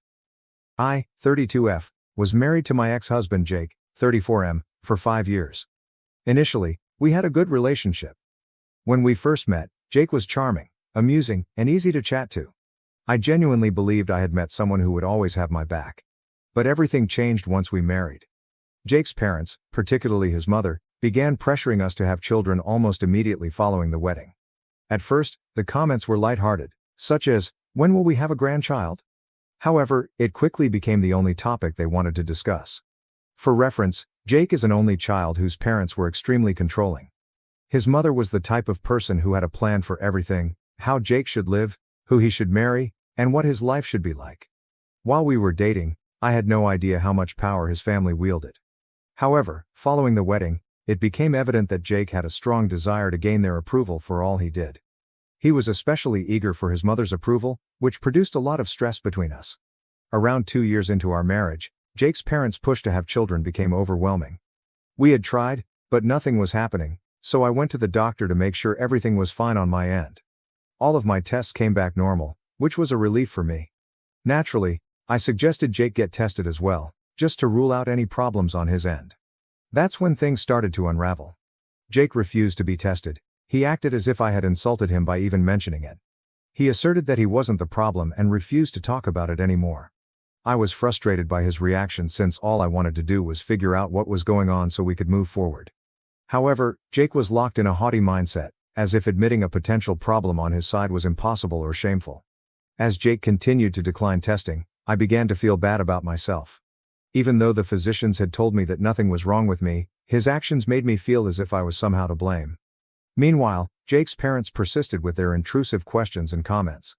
Every time we visited them, the subject of their prospective grandchildren dominated the conversation. It got to the point where I dreaded going to family gatherings because I knew they'd just talk about having grandchildren. No matter how many times I attempted to explain that these things take time or that we were working on them, his mother gave me a condescending look, as if she was disappointed in me. Then they began making direct statements to me about how they hoped I was not the problem. At one family gathering, where a slew of Jake's distant relatives were present, Jake's mother bluntly informed me that she hoped I wasn't damaged, in a very loud voice, with a phony, worried expression on her face. I felt humiliated. Jake said nothing. He just sat there awkwardly, laughing it off as if it was no big thing. That stung more than anything. I believed he should have defended me, but instead he allowed his parents to humiliate me. When I tried to talk to him about it, he dismissed it, saying it was simply his mother's sense of humor. A few months later, we had another family meal, and Jake's mother chose to make another harsh remark. This time, she did not hold back. She went into hysterics, wailing about how old she was getting and how I was wrecking her dreams of having grandchildren. She then started screaming in my face, calling me a broken woman, and a disgrace to womanhood. Everyone stayed silent. I was horrified. I did everything I could to keep myself from saying something rude. I knew she enjoyed humiliating me in front of her family, but this was beyond uncalled for. I looked around to see if anyone had anything to say, but everyone just kept looking down at their plates. The only answer was Jake's father nodding in agreement with his wife. Jake, like the rest of his family, simply gazed at his plate, pretending nothing was going on. That was it. That was my breaking point. I couldn't believe that, despite everything I'd gone through while trying to figure out why we couldn't conceive, Jake refused to defend me. Seeing him sit there passively, without even looking at me, let me realize where our marriage stood. That night, when we arrived home, I packed my bags and informed Jake that I was going. He hardly reacts. He didn't seem to care that I was done. He was so accustomed to his parents being the focus that he had no idea he had lost me. That only made me angry. How difficult is it to stand up for someone you claim to love? I left that day and have never looked back. Leaving was not an easy decision, but it was the best one I've ever made. After I left, I moved in with a buddy for a few months while I planned my future moves. I filed for divorce, and the process went fairly smoothly. Jake did not fight it, and we ended things peacefully. After the divorce was finalized, I focused on reconstructing my life. I returned to my profession, surrounded myself with helpful friends, and finally met someone new, my now husband, Sam, 35 million. Sam has been an absolute breath of fresh air. In many ways, he is diametrically opposed to Jake. He listens, communicates, and, most importantly, always looks out for me. We ended up dating for only a year because I became pregnant and we rushed to marry. Let me tell you, I've had a much better time with Sam in this short period than I did with Jake. Sam and I were ecstatic about my pregnancy. It meant so much more to me after everything I'd been through with Jake and his family. Now, let's look at what transpired recently. One day, while out shopping with Sam, I ran across Jake's parents in the mall. To recap, it's been 2 years since I last saw them. I was visibly pregnant at the time, and their reaction was priceless. They were stunned to say the least. They tried to be courteous by making small chat, but I could see they were shocked to see me pregnant. I'll admit that seeing their reactions made me feel vindicated. They spent years torturing and discouraging me for being unable to conceive, yet look where I am now. I hastily said goodbye and nearly forgot I had met them. Sam and I were very busy preparing for the baby, and I had no desire to linger on the past. But then, approximately a week after the mall incident, Jake began texting and calling me. Initially, I ignored them. I assumed his parents had informed him of my pregnancy and new marriage, and Jake was just being nosy. But he did not stop. I eventually opened one of his texts. He was infuriated. When his parents discovered I was pregnant, they challenged him about our marriage and why we had never had children. Jake apparently never corrected his parents when they assumed I was the reason we couldn't have children. In fact, he encouraged people to believe I was the problem. When they saw I was pregnant, they understood he had been lying to them all along. According to what I've heard, his parents were outraged when they discovered the truth. They accused him of squandering years of their lives by convincing them that they would never have grandkids because of me, when in truth, Jake was most likely the one with fertility troubles. To make matters worse for Jake, his parents had always intended to leave him a sizable inheritance.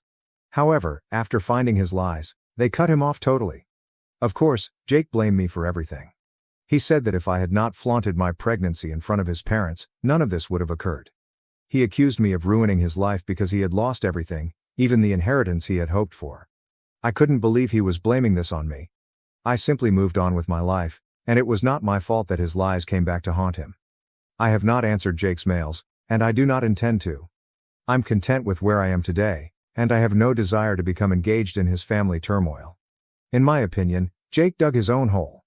He would not be in this situation if he had not allowed his parents to treat me like garbage or lied to them about why we couldn't have children. I really wish Jake would stop making me feel terrible about something that is entirely his fault. Despite my intense feelings about this, I spoke with a friend yesterday and told her all that had transpired. She told me I was wrong to leave Jake like that and that I should have pushed him harder to complete the examinations. She also claimed I should not have spoken with Jake's parents and that it was petty of me to do so. I mean, I can see how I was being petty. I never wanted to hurt Jake. I must say, however, that Jake being punished for his falsehoods is a pleasant bonus. Anyway, my husband told me that anything my buddy claimed was false, but I can't help but wonder if there was some truth to what she said. So, am I an asshole, AITA, for leaving my ex-husband after his family labeled me broken? And am I wrong not to feel sorry about him losing his inheritance? Update 1. Escalation and desperation. Okay, so things have grown much more complicated, and I really need to vent. After I posted my original story, I assumed that was the end of it. But oh boy, was I mistaken.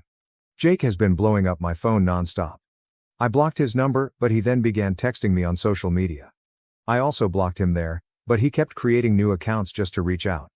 He even began phoning from several numbers. I did not respond to any of it, but the texts grew increasingly frantic and angry over time. At first, he was simply blaming me for damaging his connection with his parents. But now he's gone over the deep end, claiming I owe him since I took away his future. He insists that if I had stayed with him, none of this would have occurred. It's really exhausting. Some individuals in the comments on my initial post agreed with my buddy and questioned why I didn't push harder to persuade Jake to take fertility tests. So let me be clear. I tried. I truly tried. But every time I offered it, Jake would shut me down entirely. He acted as if I had betrayed him simply by bringing it up. He refused to speak to me for days after I inquired about the tests. I tried everything I could to be patient, but there's only so much you can do when someone is so stubborn.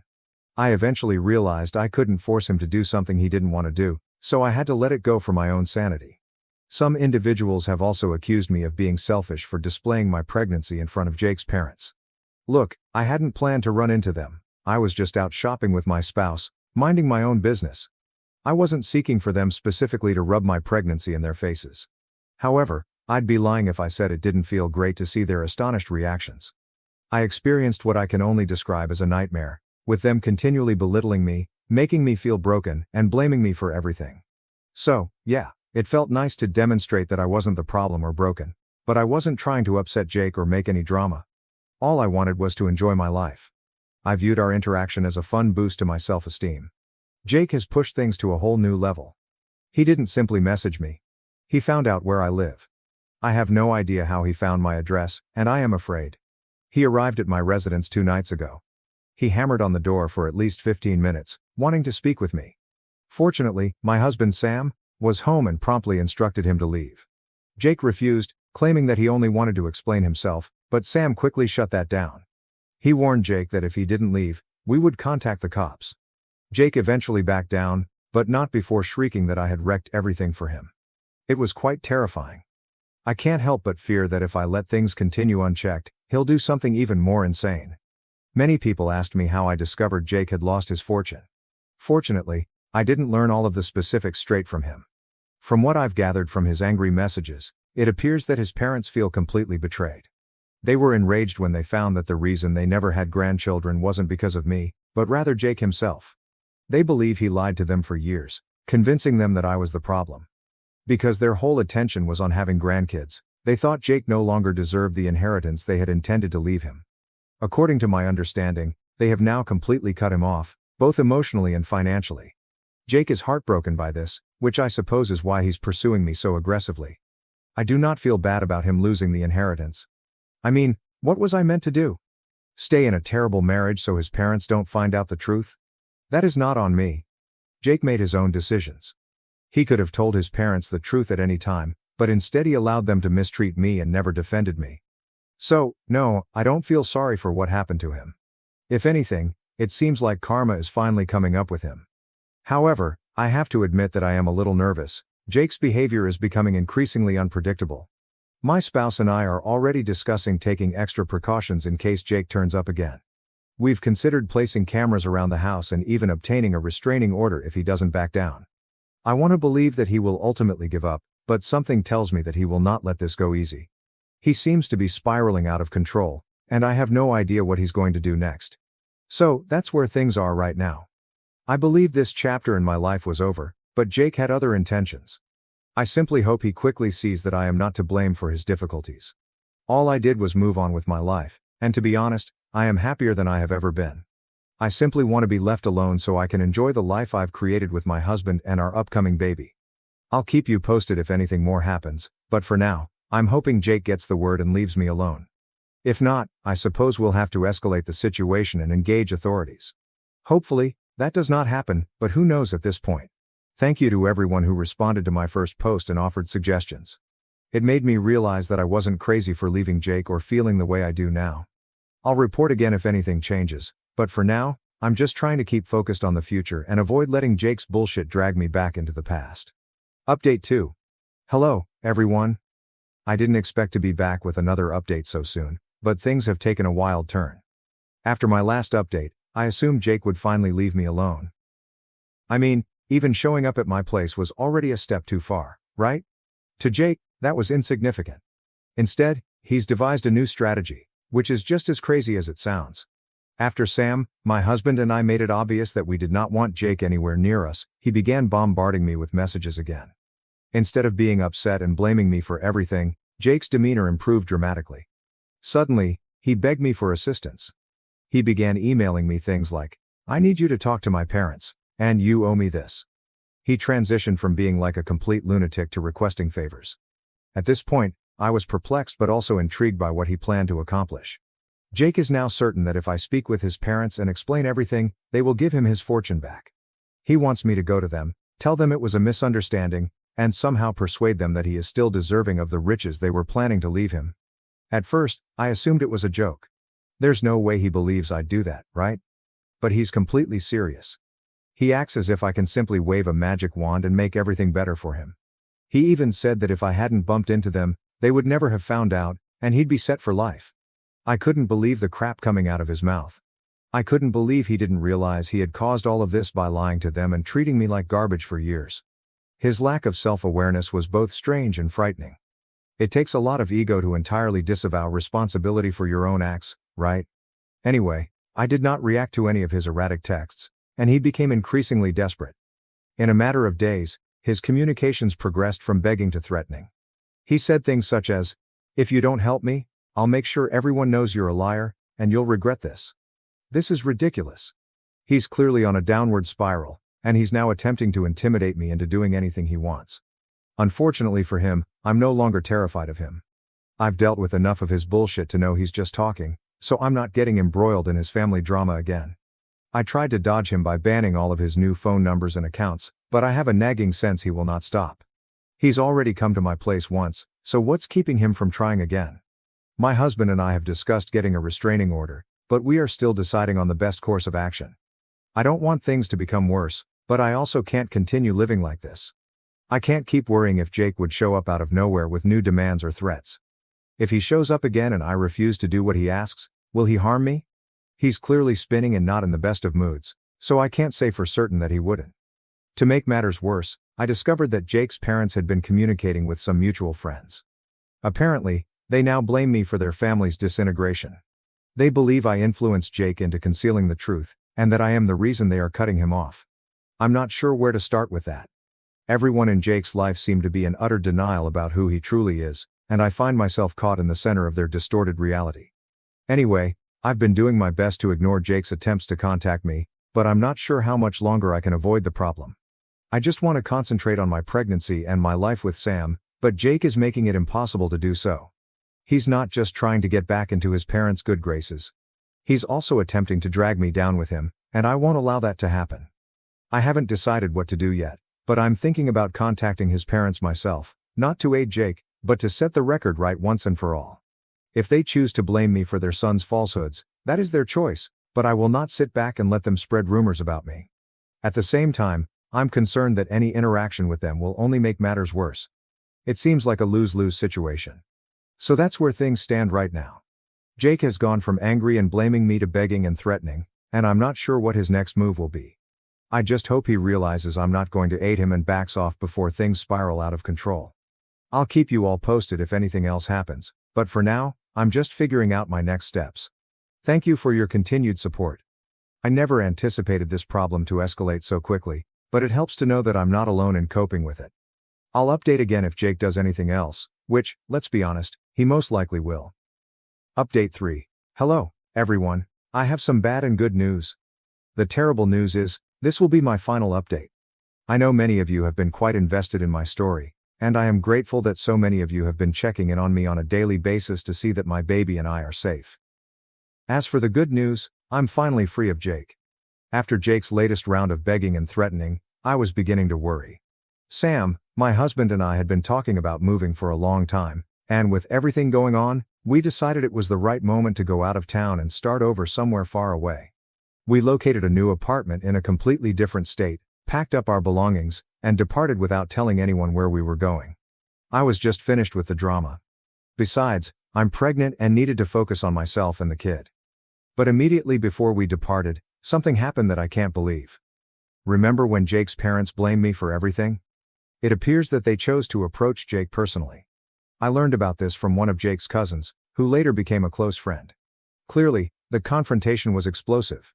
Jake originally attempted to blame me for everything and persuade his parents to continue their hatred for me in order to reclaim his money. But Jake's parents were adamant about finding out why he wanted the inheritance so severely. They believed they had helped prepare him for life. They found him a terrific job, bought him a house, paid off his mortgage, and advised him on how to invest in good assets to provide him with financial security. They eventually learned the truth from Jake. Jake had been lying to them about his finances for years. He informed them that he was saving money, working hard, and preparing to take over the family business. In truth, he was spending all of their money on frivolous activities such as online gambling and holidays with his cronies. He never told them about it and maintained the pretense of being a responsible son, to preserve his place in their estate. When his parents learned this, they were furious. They not only cut Jake off financially, but also officially disowned him. They told him they no longer wanted anything to do with him. The inheritance he was so determined to retrieve was gone. Jake's parents apparently spoke with their family first, who suggested that withholding him an inheritance was unnecessary. The family advocated confronting Jake to hear his version of the story and maybe reinstating him in the will if he admitted his mistakes. However, as Jake's parents learnt the whole truth, any chance of reconciliation was lost. I'm not sure what Jake is going to do now, but I'm pleased it's no longer my responsibility. From what I've heard, he's trying to figure out his next move. I wish him the best of success with it. After hearing all of this, I felt a lot of comfort. For years, I thought I was the one who had failed, that I hadn't done enough to make things right with Jake and his family. But now it's evident that Jake was hiding a lot more from everyone, including me. His parents finally recognized him for who he truly is, and it feels like karma has come full circle. As for Sam and me, we've adjusted into our new house in another state and are doing well. I feel much safer now that we are away from Jake and his turmoil. We added security cameras just in case, but there has been no trace of Jake or any other strange communications. We even obtained a restraining order before leaving to guarantee that he could not follow us or try anything else. It feels great to know that he can't come after us anymore. Oh, and here's the icing on top. Jake's parents actually contacted me. I received a note from them, through the same cousin who alerted me about the confrontation, apologizing for how they had treated me over the years. They said they had no idea Jake was lying to them and were sorry for everything they had put me through. I'm not sure whether I'll ever respond to them, but it was wonderful to receive some sort of apology after everything. It's incredible how much things have changed. Anyway, I'm relieved to be able to focus on my life without the weight of all this turmoil. Sam and I are very excited about our baby, and I'm pleased we're in a quiet place now to embrace this new chapter. The last few months have been extremely difficult, but I believe we've come out stronger. Thank you again to everyone who has supported me throughout this struggle. Your comments and advice gave me the strength to keep going, and I thank you more than you know. That's all for now. My wife, Karen, demands to open our marriage for her irresistible co-worker. How can I protect our marriage? My wife wants to open our marriage because she finds her co-worker irresistible, and I'm at a loss for words. I need to get this off my chest, it's been eating me alive. My wife, who is 34, and I, who are 36, have been married for 8 years. I have always thought we had a nice thing going. Sure, no marriage is perfect, but I assumed we'd always work things out together. For context, I'm 5 feet 6 inches and she's 5 feet 5 inches. My height has always been a sensitive matter for me. It's not like I obsess about it, but you can't avoid the odd barb or comment from others. However, my wife has never made me feel as if it matters. She used to call me her perfect match, because we were so similar in height. It was one of those small gestures that made me feel like Mom truly loved me for who I was. But then Ethan happened. Ethan is her new coworker. He's 6 feet 4 inches, stunningly attractive, and the type of guy you'd see on the front of a fitness magazine. He's pleasant, humorous, and seems to know exactly what to say. At first, I didn't think much about it. She'd mention him occasionally, typically in passing. Ethan said the funniest thing at work today, or Ethan's such a genius at solving these problems. I assumed it was just standard business stuff. Everyone has that one coworker with whom they click, right? Then things started getting odd. She'd mention him more frequently, and with this tone in her voice, not exactly gushing, but certainly not indifferent. I'd catch her smiling at her phone, pretending it was just a funny meme Ethan shared in the group chat. She also started dressing differently. Nothing dramatic, but enough to make me notice. She purchased a new perfume and stated that she simply wanted to switch things up. I convinced myself that I was overthinking it. Then came the shocker. One night, we were sitting on the couch, sharing a bottle of wine. She appeared a little tipsy, but not intoxicated. She abruptly stated, "I need to be honest with you. I find Ethan quite appealing. I can't quit thinking about him. But don't worry, I haven't acted on it." I just sat there, frozen. I wasn't sure what to say. Before I could digest it, she continued. "I believe we should consider opening the marriage so that I can explore these feelings. It may even bring us closer in the end." My brain short-circuited. I told her straight up that I wasn't comfortable with it. I did not sign up for an open marriage. The thought of her with someone else, let alone this Ethan guy, made me sick to my stomach. She quickly became defensive. "You're being insecure," she said. "You're letting your height anxiety cloud your judgment. This is not about you. It's about me discovering my genuine self." She made it sound like I was preventing her from embarking on a tremendous adventure of personal discovery. I felt like the evil person because I didn't want to see my wife fall into the arms of another man. She told me to be supportive, that this may be an opportunity for us to grow as a marriage. I felt as if I was losing my grasp on reality. The lady I'd been with for nearly a decade sat right in front of me, asking for permission to end our marriage. I wasn't sure whether to cry or yell. I just sat there numb. Since that night, things have been tense. She stopped addressing Ethan completely, but it feels forced, as if she's trying to dodge the matter. The tension between us is suffocating. I can't look at her without repeating our chat in my head. I keep wondering, if she's already so taken with him, what's preventing her from doing it anyway? Everything irritates me these days. Whether she chuckles at her phone, I worry whether he is texting her. If she gets home late, I can't help but wonder where she has been. I detest feeling this way. It's as if a giant invisible wall has formed between us, and I have no idea how to knock it down. Part of me wonders if I am being unreasonable. Maybe this is just modern relationships, and I am too old-fashioned to understand it. But the other, louder part of me feels deceived. How can I compete with a guy like Ethan? The fact that she even wants this makes me feel like I'm no longer good enough for her, as if I've already lost, and I hadn't realized I was fighting. I've been losing sleep over it, repeating the talk over and over, trying to figure out where we can go next. I am in love with her. I do not want to lose her. But I can't imagine sharing her with anybody else. I feel trapped and don't know what to do. I was told by someone, "You've already lost her, not because you did something wrong, but because she lacks the maturity to stay away from trouble." That rang true. When you find yourself attracted to someone while in a relationship, the best thing to do is remain away and let those feelings pass, rather than allowing them to develop into something uncontrolled. She is not mature enough to do it. So I'll tell her exactly what I've realized. She can remain away or do whatever she wants, after the divorce is completed. We all have to make decisions. She doesn't get to have everything. That is terribly selfish, and she used gaslighting to force you to satisfy her immature desires. My roommate is trying to sublease her room to someone I have a restraining order against. I need help. Original post. When I was a freshman in college, a guy named Pete, 21 million, name changed, began harassing me to date him. I refused over and over again, and it ended with him ripping my shirt off at a party to try to touch my breasts. I filed a police report and Pete was found guilty of assault. I have a 1,000-foot restraining order against Pete. Fast forward to this week, and my roommate Shelley needs a subletter to take over for her while she studies abroad for the summer. She didn't know she was leaving until 2 weeks ago and has been looking for someone to take over since then. She found Pete on CL and asked me if I approved. I showed her my court documents, but Shelley claims she can't find anyone else to take over and that I will have to deal. We got into a heated argument and she just left the apartment. This morning, Shelley texted me that Pete would be moving his stuff into the apartment today. I called the police, but Pete hasn't shown up yet, so they can't do anything. Shelley also says she will be staying for the remainder of the week. The lease says that she can move whoever she wants in without my permission. Same goes for me, but there's still the issue of the restraining order. The landlord told me that it was between Shelley and me to figure out. We both have 1-year leases that expire in December with the same terms. TL, roommate is trying to sublease your apartment to a man I have a restraining order against. She told me to deal with it. Landlord and cops haven't done anything about it. Relevant comments. Comment 1. Is Pete aware that you're the person he'll be sharing the apartment with? You might want to let him know that you'll be calling the police if he sets foot in the place. Oop.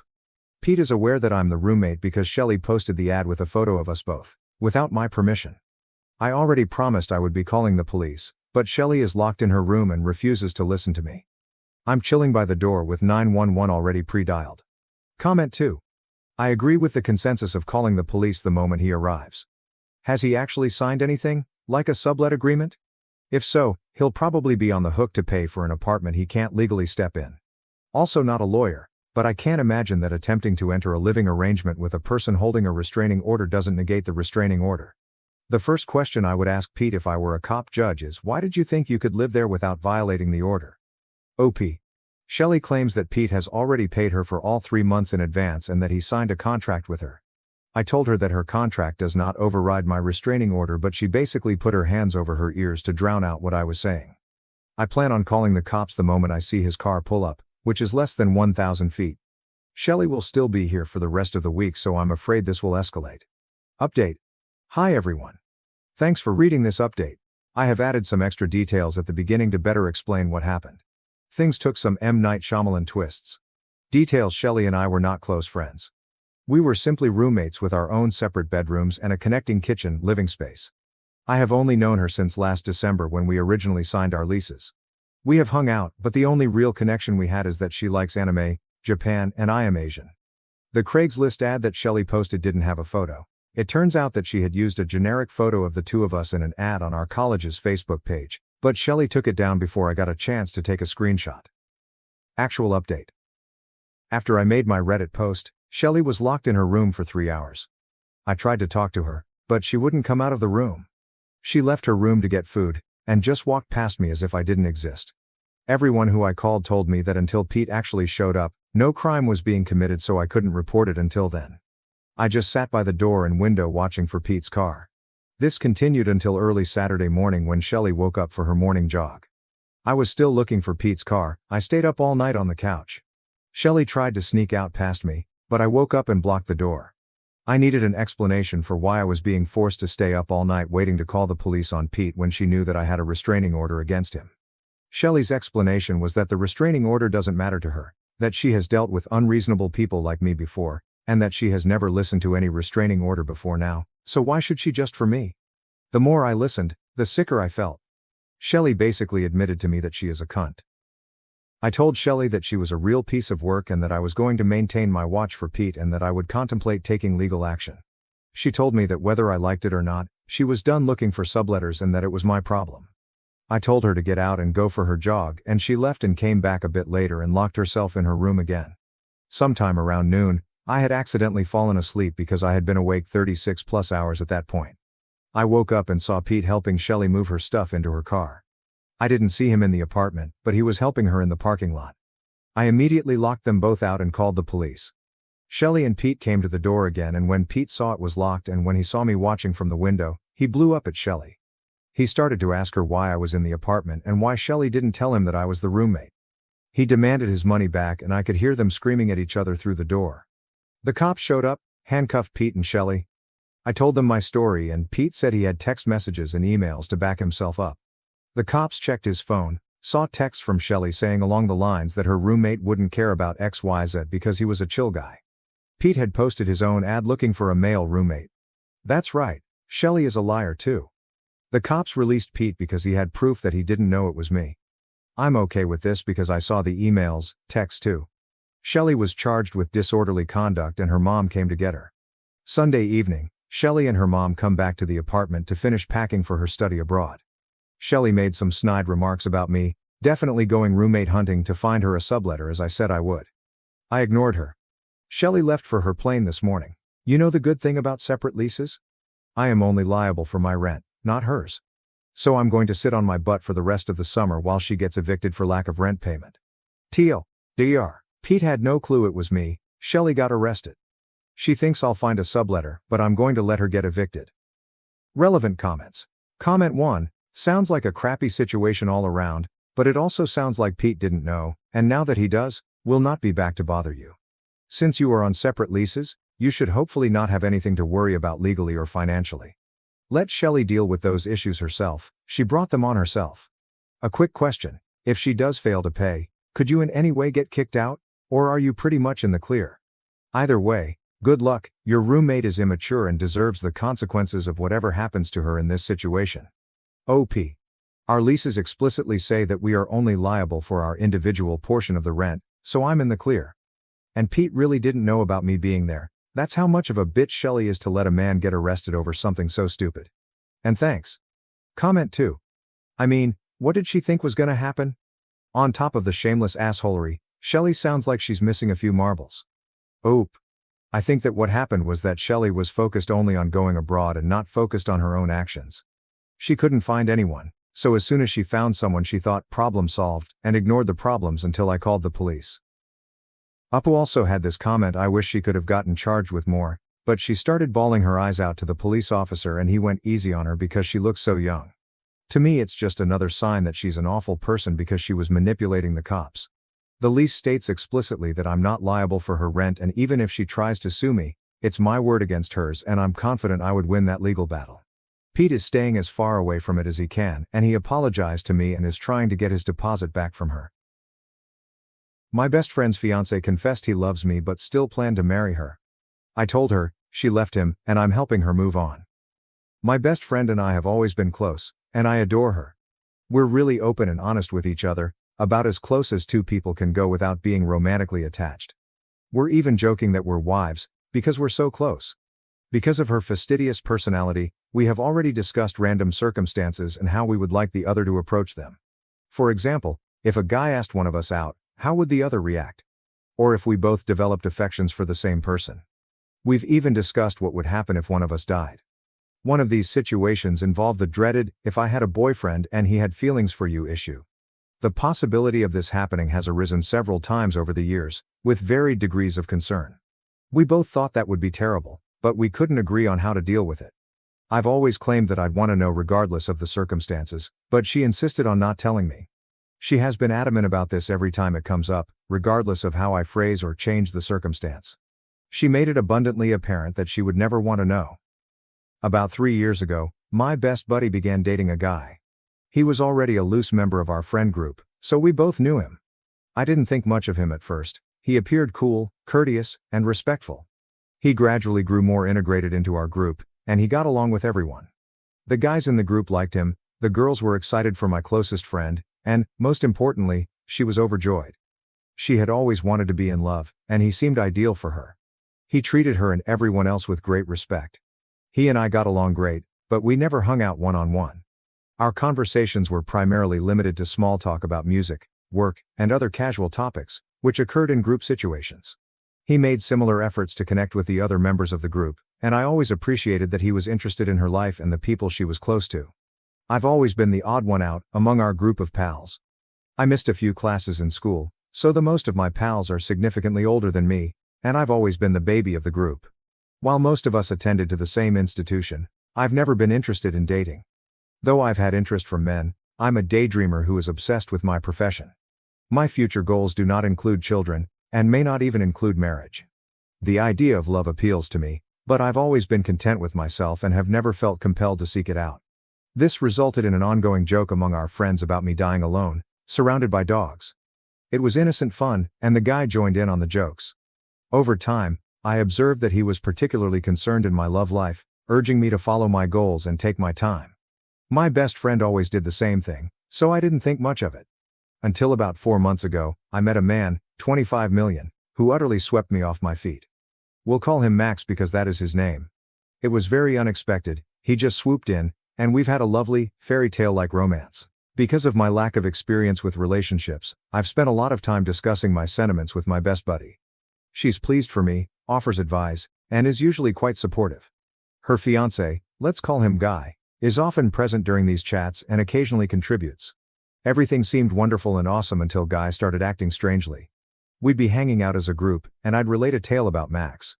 Guy would suddenly act strangely, informing me that seemingly typical things Max did were red flags. For example, when Max unexpectedly came up to take me stargazing late at night, which I appreciated because I enjoy surprises and work in astronomy, Guy went on about how hazardous it was for me to go alone, blah, blah. Guy has always been polite, supportive, and considerate to others. His judgment is so respected that my best friend began to question Max's intentions solely because Guy expressed doubts. Meanwhile, all of my other pals thought Max sounded fantastic and dismissed Guy's conduct as strange. During this time, Guy told me that he planned to marry my closest friend. I was ecstatic for them and pledged to keep it a secret. He told me because he wanted advice on the ring and how my best friend wanted to be proposed to. Everything appeared fine until it wasn't. The tipping point occurred when Max met my friends for the first time. Everyone liked him, and he appeared to get along with everybody. Max and Guy were speaking off to the side when Guy abruptly dropped his drink on the table and walked out of the pub. My best friend became perplexed and pursued him, while I approached Max to find out what had happened. Max appeared shocked. He told me that Guy had been performing the big brother thing, which he had learned from a number of the guys in the group. The majority of them were joking around, but Guy was much more serious. He stormed out after Max expressed how serious he was about me. Max told him that there was no need for concern because he would never injure me. Later on, Max speculated that Guy might be envious. I was hesitant because Guy had never done or said anything to indicate that he had affections for me.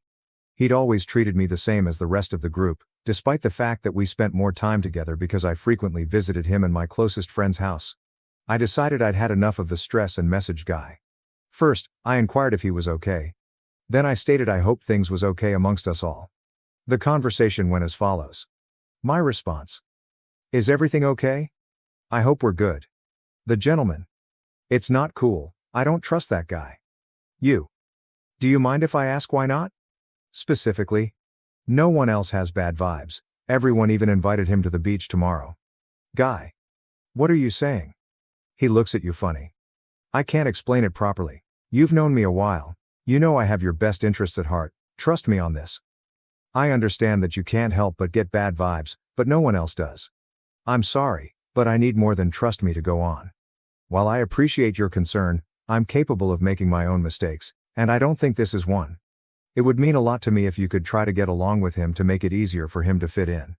I plan on keeping him around for a while, and, best friend, wants to do double dates and stuff. You're going to run into him eventually." Guy replies: 1. Double dates sound lame. 2. Even if they didn't, I don't want him to come. I say: 1. Take that up with your lady. 2. Do you really not like him that much? He responded: "Okay, he seems alright, but kind of weird. How can a theater kid be so alpha? It's more that, I'm jealous."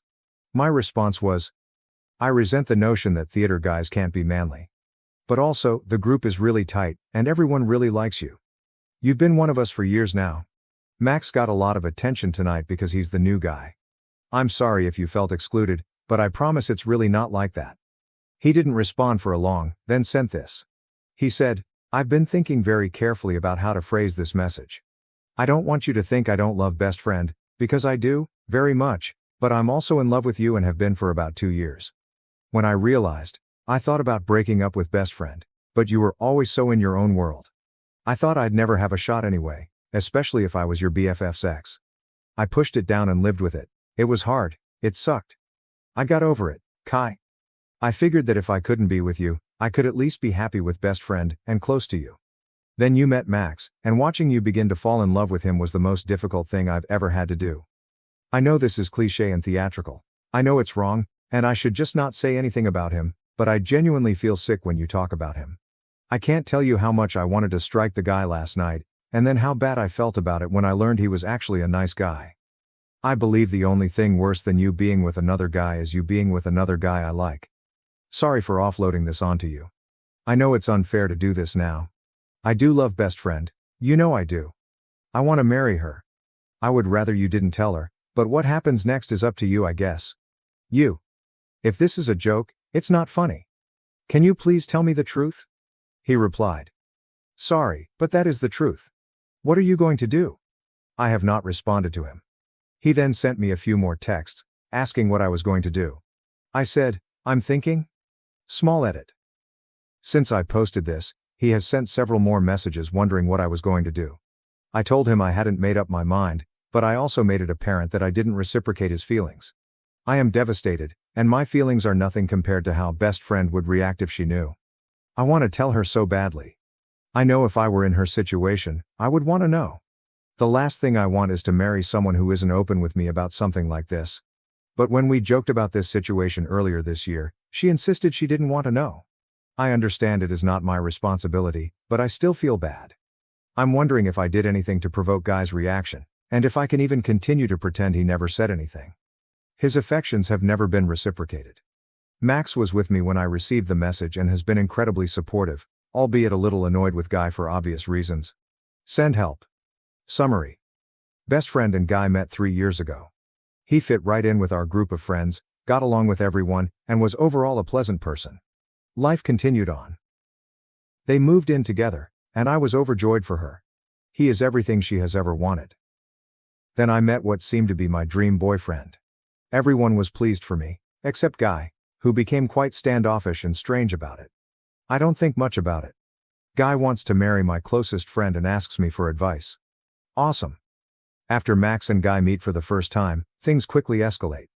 Guy begins messaging me that he is in love with me but wants to marry my best friend and only be in love with me in the shadows. His sentiments for me are not returned in the slightest. I need to discuss this Reddit. Should I tell her? Should I keep this to myself?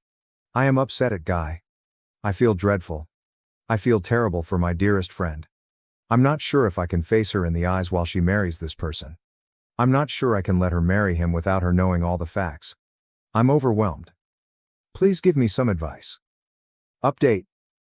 Sorry, this will probably grow long. It does. There were many differing ideas on what to do, and many of you had very good reasons for your suggestions. However, there appeared to be a consensus. 1. This sucks, and there is no ideal answer, and 2.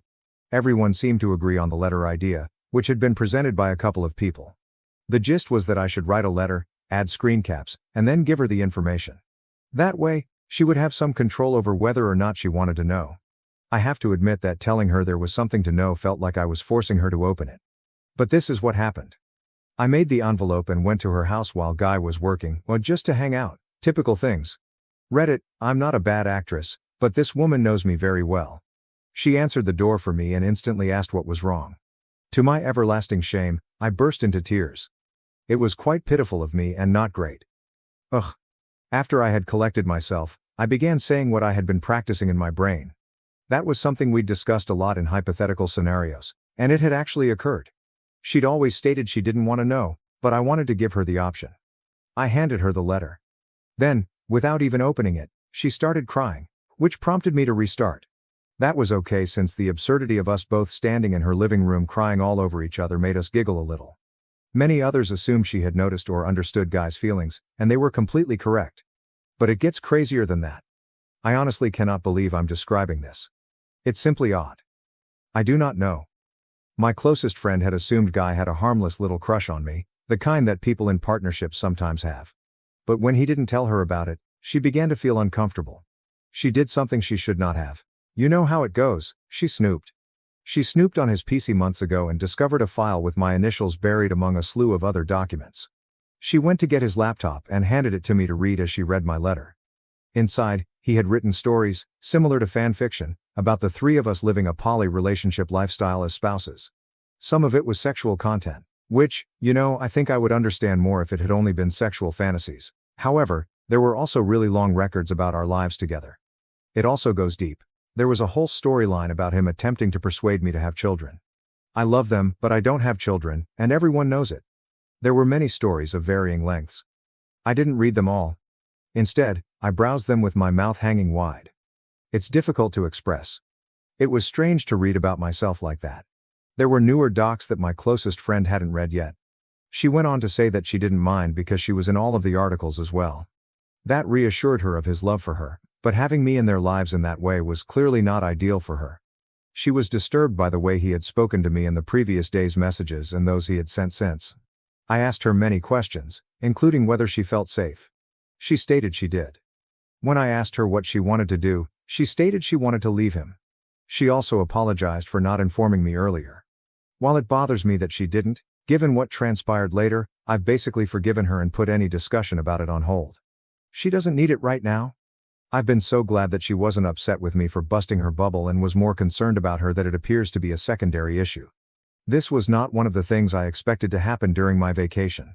The subject then moved to me being concerned about her safety. While he does not appear to be dangerous, his conduct is quite compulsive, and he is clearly irritated that his fantasy is growing more and more distant from reality with Max in the picture. I'm also concerned about Max's safety. I'm not sure if I'm being rational or paranoid. She continuously assured me that she felt absolutely protected. She claims he has never done anything but this, which is a red sign, but she still wants to leave. She is naturally cautious, so she is taking extra precautions. Then she stood up and began packing her bags, giving me normal, business-like orders on what items she wanted me to gather from around the home. She filled her suitcases, and I packed a box with her personal belongings. She then wrote a note to Guy stating that she no longer thought they should be together and that she would discuss it with him via messaging or in person a few days later in a public area. She assured me of the plan. This is when I may have done something wrong, I'm not sure. I have a pen drive on my keychain. I told her I needed to grab copies of the articles because, even if she doesn't believe it would happen, we need something to prove his compulsive behavior. She consented, and I now have a pen drive filled with stories and playlists about myself. My best friend and her ex, I'm not going to lie, I've been tempted to read the stories out of morbid curiosity, but I've managed to resist so far. We went to my apartment first to decide what to do next. Her feelings were understandably mixed. I then got a call from Max and filled him in. He advised we stay with him because Guy doesn't know where he lives. However, my best friend preferred to stay in a nearby motel. We paid for it with my car, and after I hovered nervously over her as she settled in, she finally declared she wanted to be alone. That is not uncommon for her when she is upset. I've been visiting her, and she's been messaging me the entire time. So I'm very certain about where her brain is, sad, but coping well given everything. Still, I can't help but be worried. I'll remain with Max till things settle down. Since approximately 5 p.m. That night, 2 nights ago, I received messages from Guy. They are the I just want to talk sort, not aggressive or anything. I was about to block him on everything, but my best friend persuaded me not to since she was concerned about his mental health. For the time being, I'm staying at Max's as a precaution. Guy has attempted to communicate with both me and her, but the only reaction he has received is to read the note she left him again. Finally, thank you to everyone who left a remark, especially those who wrote a lot, gave great advice, sent me good vibes, or PM'd me. You people were fantastic, and I appreciate all of your feedback. My laughter at my sister's tragedy. Baby name got me uninvited, sparked a family intervention, and saved my niece. Original post: my sister is due in early January and we're planning her baby shower for early December. She decided she wanted to use my mother's maiden name, Rafferty, as her daughter's name. Not a tragedy itself, and I guess it works as a unique name. But yesterday I texted my sister that I needed to get the custom items with my niece's name ordered ASAP so they would arrive in time for the shower. My sister then let me know they're going with an alternative spelling of Rafferty. I texted back, an alternative spelling? Of our mother's maiden name? My sister wants to spell it Rayfarty. So I sent back a bunch of laughing emojis and she asked, "What's so funny?" I tried to explain that no one will pronounce that as Rafferty and she'll probably get plenty of the same mispronunciations. She told me I was being ridiculous. I texted back, "My poor niece, little Miss Farty Ray?" I was uninvited to the shower and my mom told me today my sister doesn't want me as the godmother anymore. But, Rayfarty is really bad, isn't it? Someone needs to tell her, right? Some of OOP's comments: Josh, top comments, Barge G. Yup, it's Rayfarty, no matter what sis wants to believe. Oop. Thank you. Balloonship, Rayfarty. MGM, expected release 2025. A hard-boiled detective living and working in the heart of Pittsburgh's Sulphur District is tasked with investigating the theft of 12,000 durians. In an unexpected twist, the alleged mastermind of the crime, the CEO of Chipotle, was also Ray's high school chemistry teacher. Oop. OMG, I needed this? Estamos ready. That's terrible, she is going to hate her name. Out of curiosity, how old is your sister? Oop. My sister is 26. We both have fairly plain names and my sister was always jealous of people with more exotic names. She told my mom that spelling it Rayfarty will be obvious that it's pronounced Rafferty, but it makes it look more girly. I mean, yeah, girls fart too.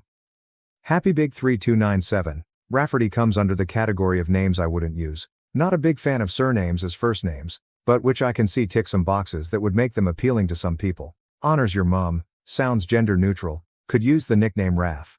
Rayfarty comes under the category of names that sound like jokes. No wonder you laughed. Do what you can to dissuade her. Everyone's going to pronounce it as farty.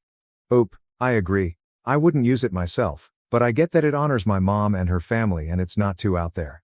Thank God my mother wasn't born a Lewandowski. No offense to the Lewandowskis out there. My mom is mildly annoyed. She wants to honor her last name but totally respell it. But my mother's opinion is that it's my sister's child and no one but she and her husband really have a say in the name. Apparently my sister insists everyone will understand it as Rafferty and not Ray Farty, SMDH. What about BIL? I texted him last night to ask if he knew about the colorful respelling. Surprise, surprise, he hates it and immediately thinks Ray Farty, too. But he doesn't know how to approach it because my sister's pregnancy has been increasingly emotional and he's already walking on eggshells. Update post. I don't know if updates are allowed here, but here it is and sorry it's long and I've been having a hard time submitting it. Is there a character limit? I'll try posting some and put the rest in the comments. So we had an intervention on Ray Farty. I know everyone said to send a link to the original post to my sister to show her that 103% of the global population would call her daughter Ray Farty and that would be the easiest thing to do, but some commenters said some pretty gnarly things about my sister that she doesn't need to read and feel worse about herself. But I wanted to address a few things that came up. First, for those saying I shouldn't bother paying for the baby shower anymore, I had no plans to not continue to pay and help out. Disagreements and fighting aside, I love my sister and want her to go into motherhood filled with love and support, regardless of whether she wants my support or attendance at the event. Second, my sister's husband was made aware of the spelling change of Rafferty to Rayfarty about a month before my original post. He said he didn't think much of it until he saw it written down and immediately saw it as Ray Farty, too. He said her emotions had been getting worse throughout the pregnancy, and he didn't know how to approach her about going back to the original spelling. He had hoped that once she gave birth, all the hormones would somehow leave her body, she'd come to her senses, and it would be a non-issue. Third, a lot of you were lumping my mom in with my sister and said some pretty horrible things about her too. All my mom knew was from my sister calling her to complain that I laughed at her for slightly changing the spelling. My mom just assumed it was a minor change like Rafferty until I told her to grab a pen and paper and I'd spell it out for her. Once she saw it was Rayfarty, she was team save this child. The rest of the saga is in the comments. Continued.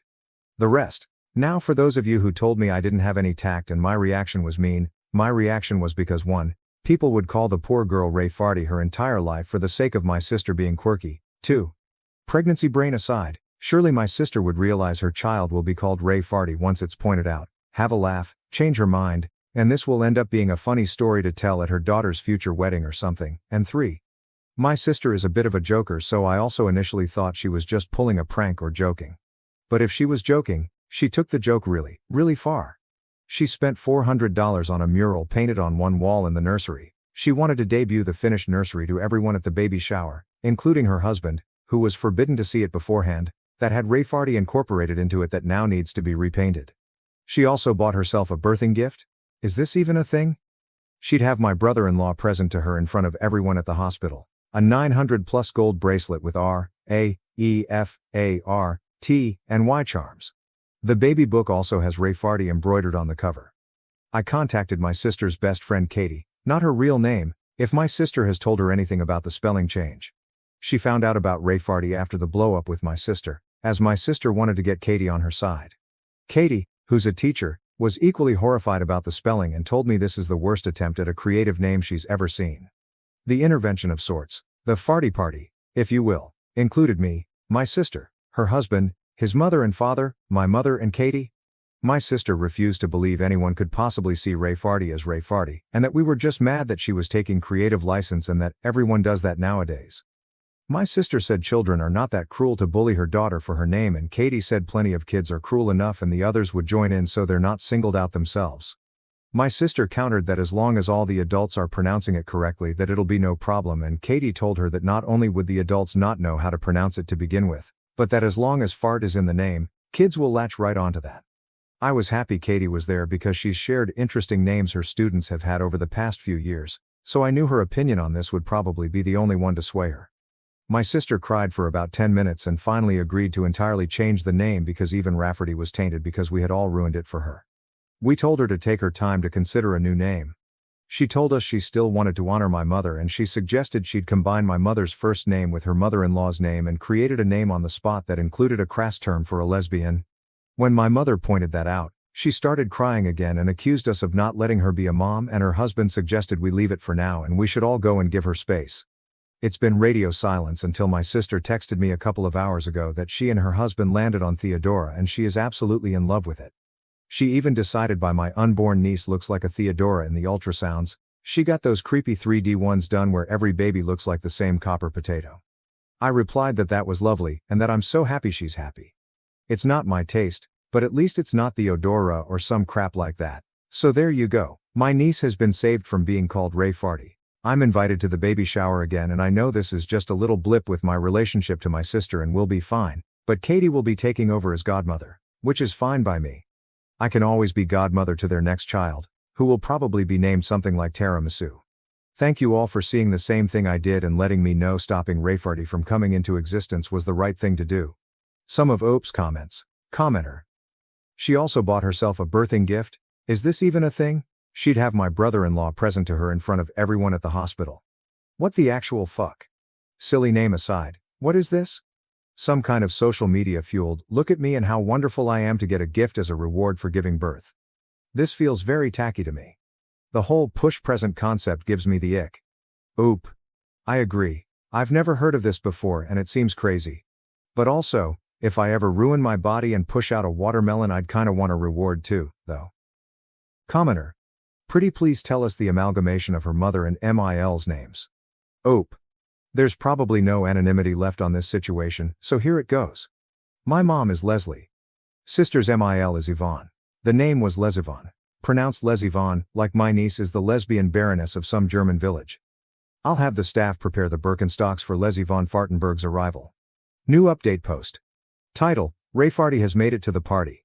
I don't know if you remember my post from a few weeks back about my sister wanting to name my niece Rayfarty, pronounced Rafferty and not at all like Ray Farty. My niece has been born 2 weeks earlier than expected, but she is healthy and home now. When my sister first held her, she said, "She's so adorable," and got an idea. She wanted to change from Theodora to Theodorable. Thankfully my BIL put his foot down. He did give her carte blanche on the middle name. When it was supposed to be Rafferty, they went with Rose to counterbalance Rafferty being different. Now that Theodora was the normal name, and because my sister just cannot not be extra, she chose Jacksonville. Theodora Jacksonville. A Rayfarty Rose by any other name would smell as sweet. We are not from Florida. BIL is not from Florida. I don't think my sister's ever been to Florida, much less to Jacksonville. I asked her how she came up with it and she said she always liked geographical names, which is news to me because I specifically remember a conversation about names months ago and she said she hated when parents name their kids place names like Camden or Brooklyn because they're trying way too hard. But you do you, Rayfarty's mom. Also, our city has a pretty sizable Polish-American population and people will certainly try to pronounce it like it's a Polish last name, but at least the craziness is confined to the middle name. And there's no gas or slurs involved. Some of OOP's comments, that person you don't know, thanks for the update on Ray Farty. At least it's a middle name, and thank goodness Bill stopped the other craziness. Oh. Props to my BIL this time around. He said the look on the nurse's face when my sister suggested Theodorable was all he needed. LOL, capable box. 8785. The entire internet remembers Ray Farty. Your sister is a legend, but that middle name though, a full-on tragedy. Oop. When we heard the name, my mother warned me, let's not go through this again, it's just the middle name. So I behaved myself. Broadway Girl 27, does your sister understand the legacy she has created? Oh. A few people know about the post, but I don't think she does, or is too embarrassed to admit she knows. But she's not really on social media much except for Water Talk vids. Editor's note, Water Talk is people sharing recipes for like, flavored water. But sometimes no water is involved or it is a monstrosity posing as water. Curtis Connor did a video on it if you want to find out more, but regardless, it's certainly a more niche community. Miranda524. It has even made its way to TikTok. OP. Suli she must know by now. Sorry not sorry, I did what I needed to do to save Miss Farty Ray. My family tried to ruin my wedding. Am I the asshole for organizing a luxury cruise for my birthday and not inviting my parents or siblings? I, a 28-year-old male, work as a medical device development engineer for a large healthcare organization. Honestly, I never expected to find myself in this predicament. For context, I've been leading a groundbreaking initiative to create a new cardiac monitoring system that is transforming how we follow heart problems in real time. The technique we developed has the potential to save thousands of lives by detecting cardiac irregularities hours before a severe incident. Our team's work has been published in numerous leading medical journals, and we just received a renowned industry innovation award. Professionally, my life is flourishing. However, my familial situation is very different. That disparity has never been more clear than today, as I face what is perhaps the most important decision I've ever had to make about my familial relationships. I'm the middle child in a household with 3 siblings. My older brother Alex, 32 million, works as a cardiac surgeon at a famous hospital and is the perfect child. Sophia, 16F, my younger sister, is the baby of the family, and she is always showered with affection. Every year, their birthdays are huge celebrations. For Alex's last birthday, our parents leased out an entire premium restaurant, hosted over 100 guests, and spared no expense. When Sophia turned 16, they hired a live band and turned our backyard into a festival venue. I remember how they spent weeks preparing every detail, from creating custom decor to hiring a professional photographic crew. Let me paint you a picture of how I grew up. Every success I made was overshadowed by those of my siblings. I recall sitting at the dinner table on my 8th birthday, hearing my family talk about Alex's soccer game as if it were any other day. They had thrown him a massive superhero-themed party 2 weeks prior, complete with a magician, special costumes, and party favors that outperformed any item I possessed. The entire neighborhood was there, kids running around in capes and masks, and my parents were beaming with pride at their magnificent firstborn. When I eventually got up the confidence to ask if they had forgotten my birthday, my mother barely looked up from her phone and said, "Oh, sorry, honey, we've been so busy with Alex's tournament schedule and Sophia's dance performance. We will make it up to you next year." She returned to displaying everyone photos from Alex's party on her phone. I recall sitting there, staring at my untouched food and feeling invisible in my own home. They never made it up to me. Not that year or any other year. The pattern persisted throughout my childhood. When I was 13, we were enjoying a family meal when the waitress inquired about any upcoming birthdays. My mother actually chuckled and said, "Oh, just his, but we aren't doing anything major. He's not the type to require much." Everyone at the table giggled, as if it were a light-hearted joke. When I think back to that moment, the shame still burns in my chest. Later following year, they threw Sophia a half-birthday party because she was disappointed that her birthday fell during the summer while school was out. The gap wasn't limited to birthdays. Throughout my childhood, every request I made was answered with excuses, yet my siblings received whatever they want. When I was 10, Alex begged for the most recent game console. Our parents went 3 hours to another city to get it, stating, "Nothing's too much trouble for our future doctor." A few months later, I requested the local store for a scientific kit, which I planned to utilize for the school science fair. My mother disregarded it, stating, "That's too expensive right now." The following week, they purchased Sophia an iPhone simply because she mentioned wanting one in passing. They were not isolated incidents. Every accomplishment in my life was considered as an afterthought. I graduated from high school as valedictorian and was accepted into one of the top engineering institutions in the country. Most parents would be thrilled, right? I scarcely acknowledged it. My father simply responded, "That's nice," while gazing at his phone. My mother's only reply was, "Well, engineering was your backup since you didn't try for medical school like Alex."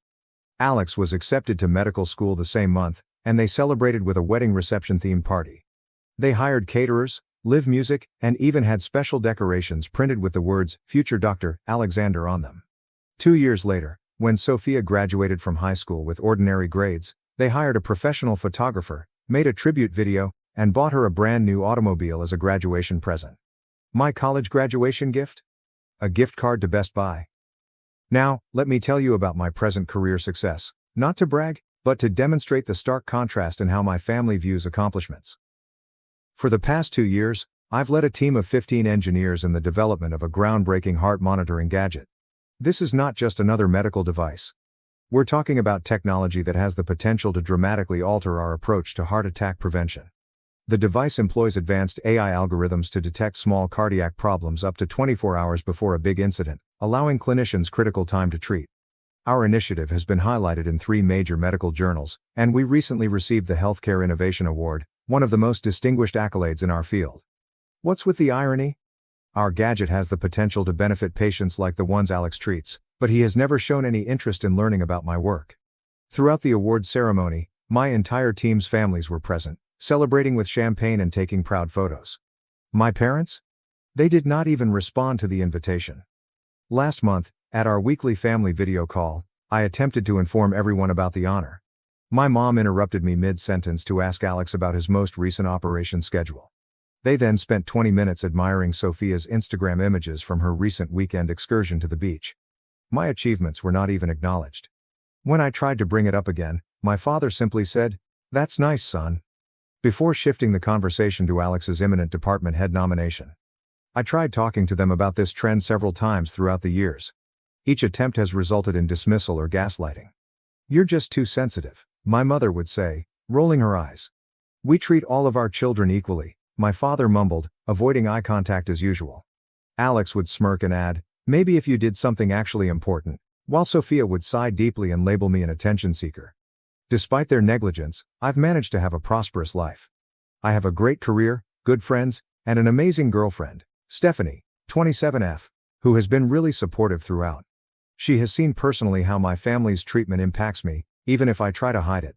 Last month, at a meal with her family, her mother made a greater production about my birthday than my own family has ever done.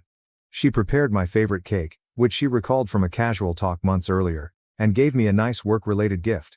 It was moving, but it also made me realize how much I had missed out on. That's what prompted my current decision.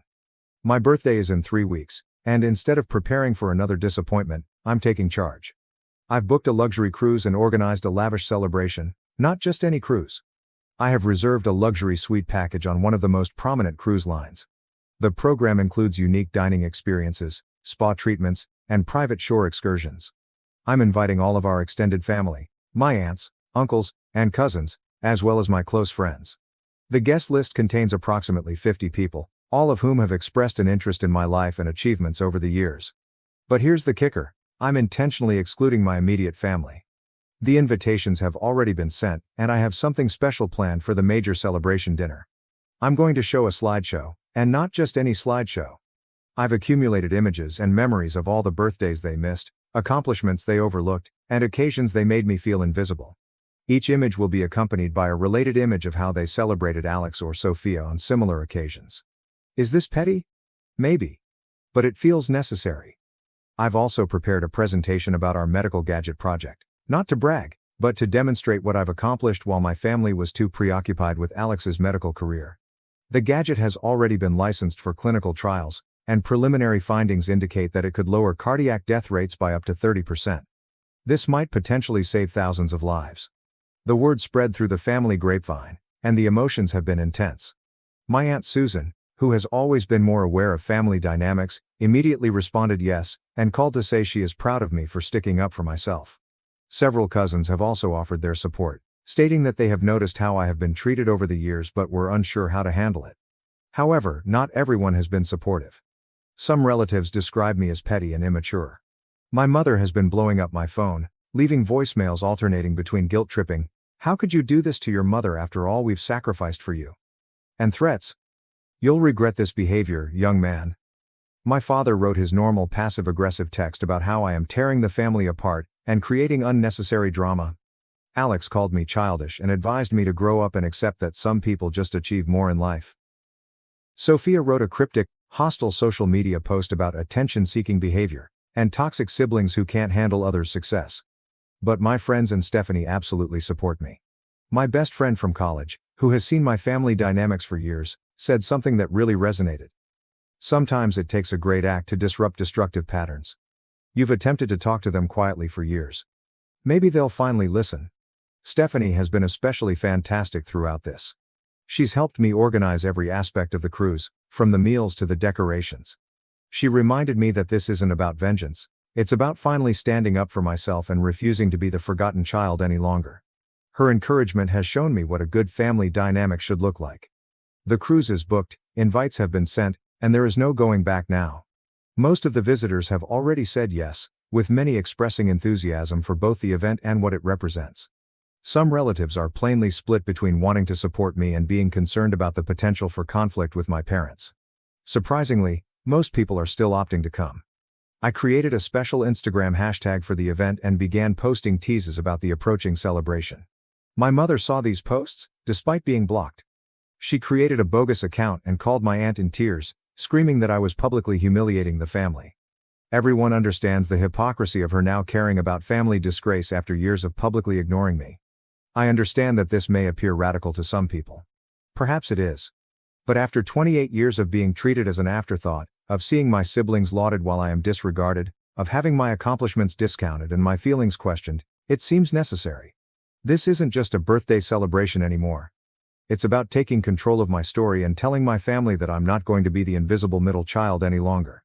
The cruise will set off in 3 weeks. Half of me is delighted to finally celebrate myself properly, but another half is concerned about the consequences. Some friends say I should have broken contact discreetly rather than making a statement, but I believe I needed to do so, not just for me, but for any middle kid who has ever felt ignored. Am I taking things too far? Should I have taken a less dramatic approach to this situation? The cruise is paid for, and the majority of guests have confirmed, but I'm still wondering if I'm burning bridges that I might wish to cross again in the future. I would welcome any suggestions, especially from individuals who have experienced similar familial situations. Update 1. It's been 2 weeks since the cruise birthday celebration, and I need to tell you what happened because things have escalated beyond my expectations. The cruise itself was amazing. Almost everyone who had RSVP'd turned up, around 45 people in total, including the majority of our extended family and close friends. I presented my slideshow during the first night's welcome dinner in the ship's premium restaurant. The crowd fell silent as photos appeared on the screen. Empty chairs at my childhood birthday dinners juxtaposed with Alex's grandiose festivities? My overlooked academic successes next to Sophia's recognized occasions. What I didn't expect was my Aunt Carol to burst into tears halfway through, claiming she had never realized the enormity of the disparity. Several additional relatives stated that they had seen the unequal treatment but had not realized how systematic it was until they saw it set out chronologically. The presentation on my medical gadget project garnered a resounding response. My uncle Robert, who works in hospital administration, even approached me about deploying our monitoring system at his facility. It's funny how my professional accomplishments suddenly become impressive when validated by others. But this is where things became intense. On the second day of the vacation, my mother convinced the cruise line to let her board at our first port call. She stated she was a surprise visitor invited to the celebration. Security let her through because she had images of me on her phone that proved she was my mother. She stormed into our lunch gathering, mascara flying, yelling about how I was attempting to turn the family against her. "After all we've done for you?" she shouted in front of everyone. "You ungrateful and hateful child." Stephanie attempted to intervene, but my mother turned on her, accusing her of poisoning her son against his family. The big shock came when my normally quiet Aunt Margaret rose up and challenged my mother. "Helen," she continued firmly, "we have all seen you prefer Alex and Sophia for years. We said nothing since we did not want to intervene. But this is over now." Several more relatives joined in, expressing their own views on unfair treatment throughout the years. My mother left in tears, but the drama hadn't ended. That evening, Alex and Sophia carried out a concerted social media onslaught. They shared childhood images with notes criticizing ungrateful siblings and attention-seeking behavior. However, it backfired terribly. People began commenting with their own insights about how I had been handled differently throughout the years. The cruise lasted 3 more days, then something unexpected happened.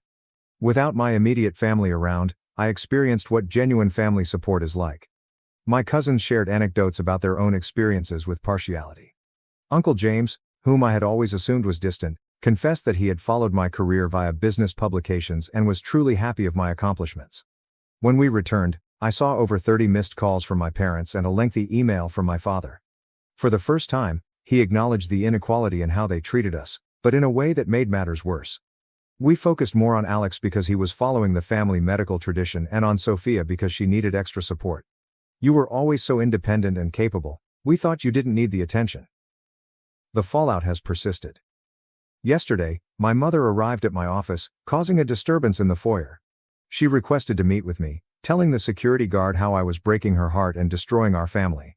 My colleagues witnessed the entire incident, and my supervisor later summoned me in to make sure I was okay. Surprisingly, he recounted his own experience breaking free from poisonous family dynamics and expressed his entire support. Stephanie's family has been fantastic throughout this.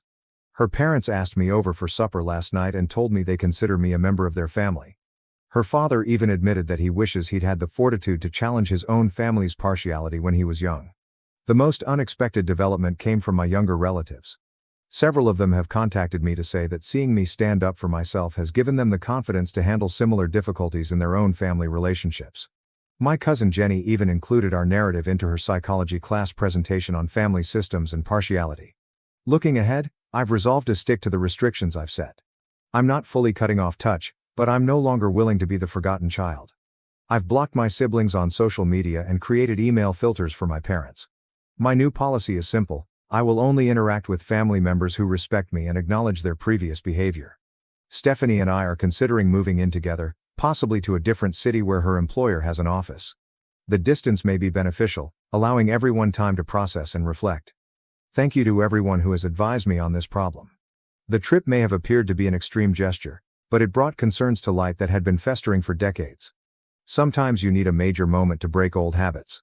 The next post will most likely come after my parents' next wedding anniversary event, which I have already decided not to attend. Change is difficult, but important. Update 2. It has been 6 months since my last post, and I can't believe I'm writing this, but the situation has worsened much worse. What's the biggest news? Stephanie and I are engaged. What should have been a happy occasion has turned into another family drama.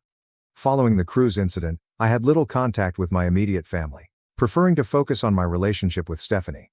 The suggestion came at an ideal time, during a weekend trip to showcase our medical product at a healthcare conference. She's been my rock during all of this family drama. However, things turned ugly during our venue tour last weekend. We were touring our third potential wedding destination, a lovely historic building with a garden ceremony area. Halfway through the trip, I heard my mother's voice echoing down the corridor. They had somehow learned about our venue tour schedule. Later, I realized that my cousin Lauren had unintentionally disclosed it in the family group chat. My parents arrived with Alex and Sophia in tow, like some sort of intervention team. My mother immediately began telling the venue coordinator about her idea for the wedding, completely ignoring Stephanie and me. When I firmly said that they had not been invited and needed to leave, my mother burst into tears in front of the venue personnel and other couples who were visiting the space. What occurred next still seems strange. Alex, the responsible older brother, attempted to pull me away for a family discussion. When I declined, he remarked, "This is what happens when you let the middle child make important decisions." Sophia was shooting everything with her phone, perhaps for a dramatic social media post. The venue planner, bless her heart, quickly recognized the situation and had security escort them out, but not before my mother yelled that she would never forgive this betrayal, and that I was breaking your father's heart all over again. Here's the thing, they didn't just come across us. They had obviously planned this. They brought printed images from my childhood of good family occasions, which they planned to exhibit to the venue workers. My mother even brought her old wedding album and discussed family traditions that we needed to incorporate. After they left, we discovered that they had already visited our other 2 potential wedding locations earlier that week, informing the staff that they were the key decision makers. They even attempted to put down deposits to secure the dates. Stephanie was naturally shaken. Her family was appalled when they learned what had transpired. Her father, who is generally very polite, called my father immediately to inform him that their behavior was unacceptable. This sparked more controversy, with my father accusing Stephanie's family of stealing his son. We have recently chosen to drastically rethink our wedding arrangements. Neither of the venues on our original list will be used. We're now looking at venues outside of our area, and we've engaged a wedding planner who specializes in dealing with delicate family circumstances. She is putting in place stringent security measures and a thorough guest screening process. What's the silver lining to all of this? Our bond has only gotten stronger. Stephanie and I are more confident than ever that we are making the proper decision to begin our lives together away from poisonous family relationships. I've also received unexpected help from my colleagues. My employer, remembering the recent event at our office, has approved additional security measures at work. He has even volunteered to host our wedding on his vacation property if we choose a fully private setting. The difficult element isn't the drama itself.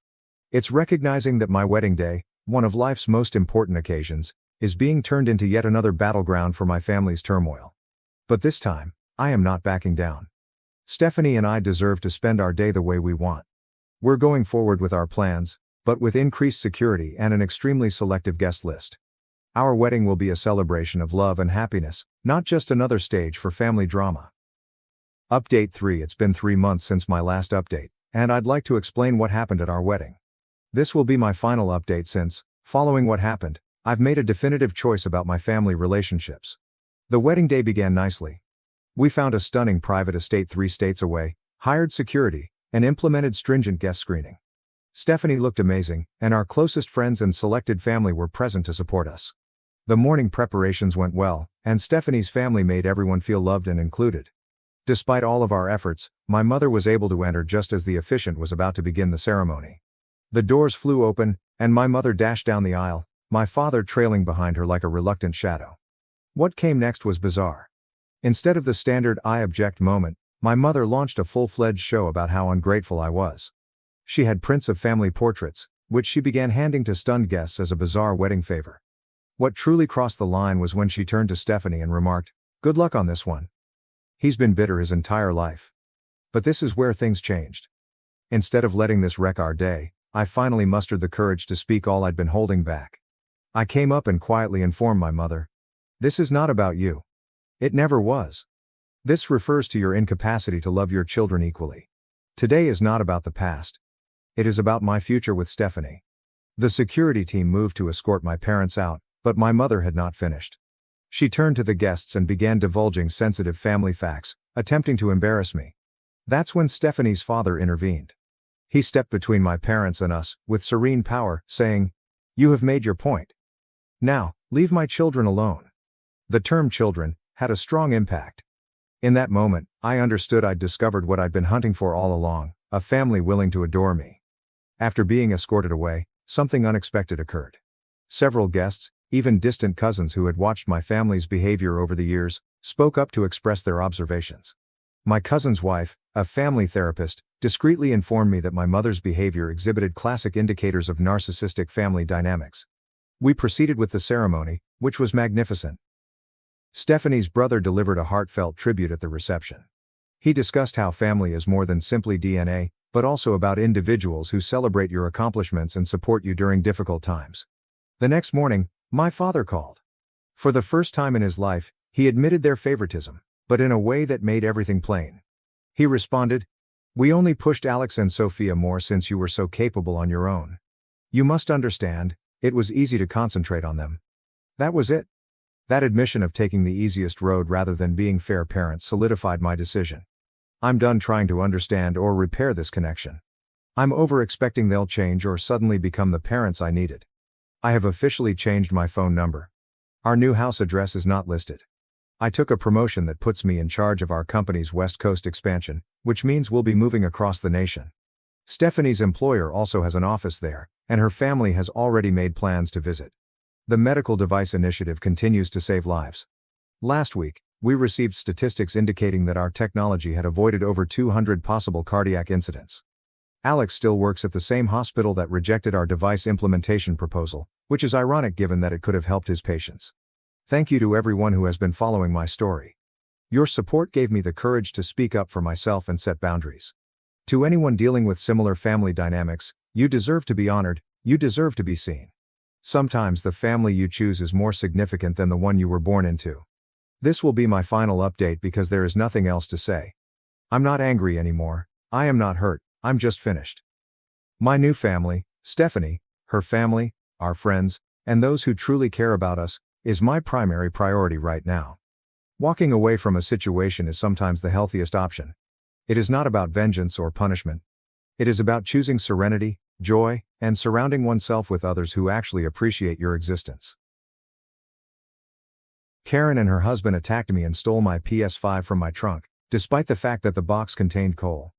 An entitled Karen attacked me in the parking lot and grabbed what they thought was a brand new PlayStation 5 from my trunk. Unfortunately for them, in an unusual twist of destiny, what they stole was full to the brim with coal. I had every intention of giving it as a joke gift, and I've never felt better about getting back at someone in my life. This is what occurred. To provide context, my wife and I have a secret Santa custom that we follow every year. During the holidays, we look for a family in need or facing a difficult financial condition, and we offer holiday cheer by purchasing Christmas gifts for the entire family. We surprise them with the gifts on Christmas Day. This year, we chose a family with a young kid who was a straight-A student and desperately desired a PlayStation 5. I had planned to surprise him with it on Christmas Day. Another thing I discovered while gathering information about the family was that they had a Christmas ritual of delivering gag gifts and playing pranks. Naturally, I decided to participate in the fun. My plan was simple. In addition to the real PlayStation 5, I'd find a separate PS5 box and use it as a prank gift. I filled the box with charcoal, attached a letter that said "Psych," with a troll face, and made sure everything was safe by adding extra padding to keep the charcoal in place. After weeks of begging around, I located a friend who was ready to give me an empty PS5 box. I graciously accepted it and began to work on the gag gift. Now all that remained was to get the genuine PlayStation 5. This is where things took a surprising turn. I located a local gaming shop with one PlayStation 5 left in stock and went to buy it right away. On my way out of the store, I nearly hit an unpleasant, screaming woman and her husband. They surged by me, almost hitting me with the door, without even saying excuse me. These people were quite disrespectful, but I decided to brush it off. When I got to my car, I placed the new PlayStation 5 behind the driver's seat. Before leaving, I wanted to get some Gatorade from the cooler I kept in the trunk. While retrieving it, I spotted the woman from before, with her husband in tow, approaching me quickly from the corner of my eye. The entitled Karen exclaimed, "Hey, excuse me, sir?" I cautiously turned my head to face her and her spouse. Can I help you?" I asked. "Are you the guy that bought the last PlayStation 5? The spouse inquired. Silently loathing myself, I responded, "Yes, that would be me." This is entitled Karen stared at me and said, "Well, I need you to give me the PlayStation 5. We really need it." I replied, "I'm sorry, but the PS5 is a charity gift for a Secret Santa that I'm doing." Karen responded, "Well, how about you be a Secret Santa to our kids and give us the system?" I firmly responded, "Ma'am, I'm sorry, but I can't do that." Her spouse remarked, "Dude, you can easily find another one at another store or a pawn shop nearby." "Why don't you guys just do that?" I countered. That's when Karen lost it. She began yelling, "Our time is valuable. We can't waste time looking around town for another one." I replied gently, "I'm sorry, but a lack of preparation on your part is not my problem." Before I could finish, Karen interrupted me, saying, Oh, don't give me that BS." The spouse then replied, "Okay, listen, I have $200 in my pocket. That's yours if you just give me the PlayStation 5. I informed him, "It cost me $400. Karen, clearly agitated, snapped, "For the love of God, just take the money." Before I could finish saying, "Sorry, that's not going to happen," my spouse gave me an unexpected shove. I'm a bigger guy, yet this threw me completely off guard. The shove knocked me to the ground, sending my spectacles flying off my face. As I struck the ground, the spouse said, "Grab the box." I dimly observed them reach into my car's trunk and remove the PlayStation 5 box. I scrambled to find my glasses and put them back on, just to watch the two of them speed across the parking lot to their car. I chased after them, but they were able to reach their vehicle and get inside before I could catch up. They rushed away as I stood there, filled with rage and disbelief at the audacity of what had transpired. A bystander approached to see if I was okay after the shove and offered to contact the police. I was so outraged that I decided to contact the police myself. I wanted to see if they could get the store to look through any CCTV tape for a license plate or anything beneficial. As I unlocked my car door to get my phone, I noticed something tucked in the back seat. The PlayStation 5 I had just purchased, still in its bag with the receipt. Confused, I opened the package for a sanity check and discovered the brand new PS5 still wrapped. I sat there for a minute, stunned by the entire scene. I had obviously seen the couple steal a PlayStation 5 box, but the one I had just bought was there in front of me. Then it dawned on me. The PS5 they confiscated was a gag gift. When I discovered this, I nearly died laughing, much to the surprise of the bystander who had come to check on me. I explained the scenario to him, and he chuckled too. He asked if I still wanted to call the police, but I opted not to. It was just a joke gift, after all, and I saw no reason to try to get it back. As I drove away, I felt another sense of disappointment, not because of the theft, but because I wouldn't be able to see the couple's astonishment when their child opened the dummy box and saw a bag of charcoal and a troll face. Even better, they would be unable to return anything because it had been stolen. Sure, I didn't get to deliver the funny gift myself, but knowing I could still spread Christmas cheer to a less fortunate youngster made it all worthwhile. I can't believe they did that to you. First and foremost, I would have called the police in that situation. That is something I would never overlook. Sure, you got off pretty lucky when they stole the gag gift, which is incredibly hilarious, but to be shoved to the ground like that? That surely warrants punishment. Overall, wonderful for you for finding a way out of this, because things could have been much worse.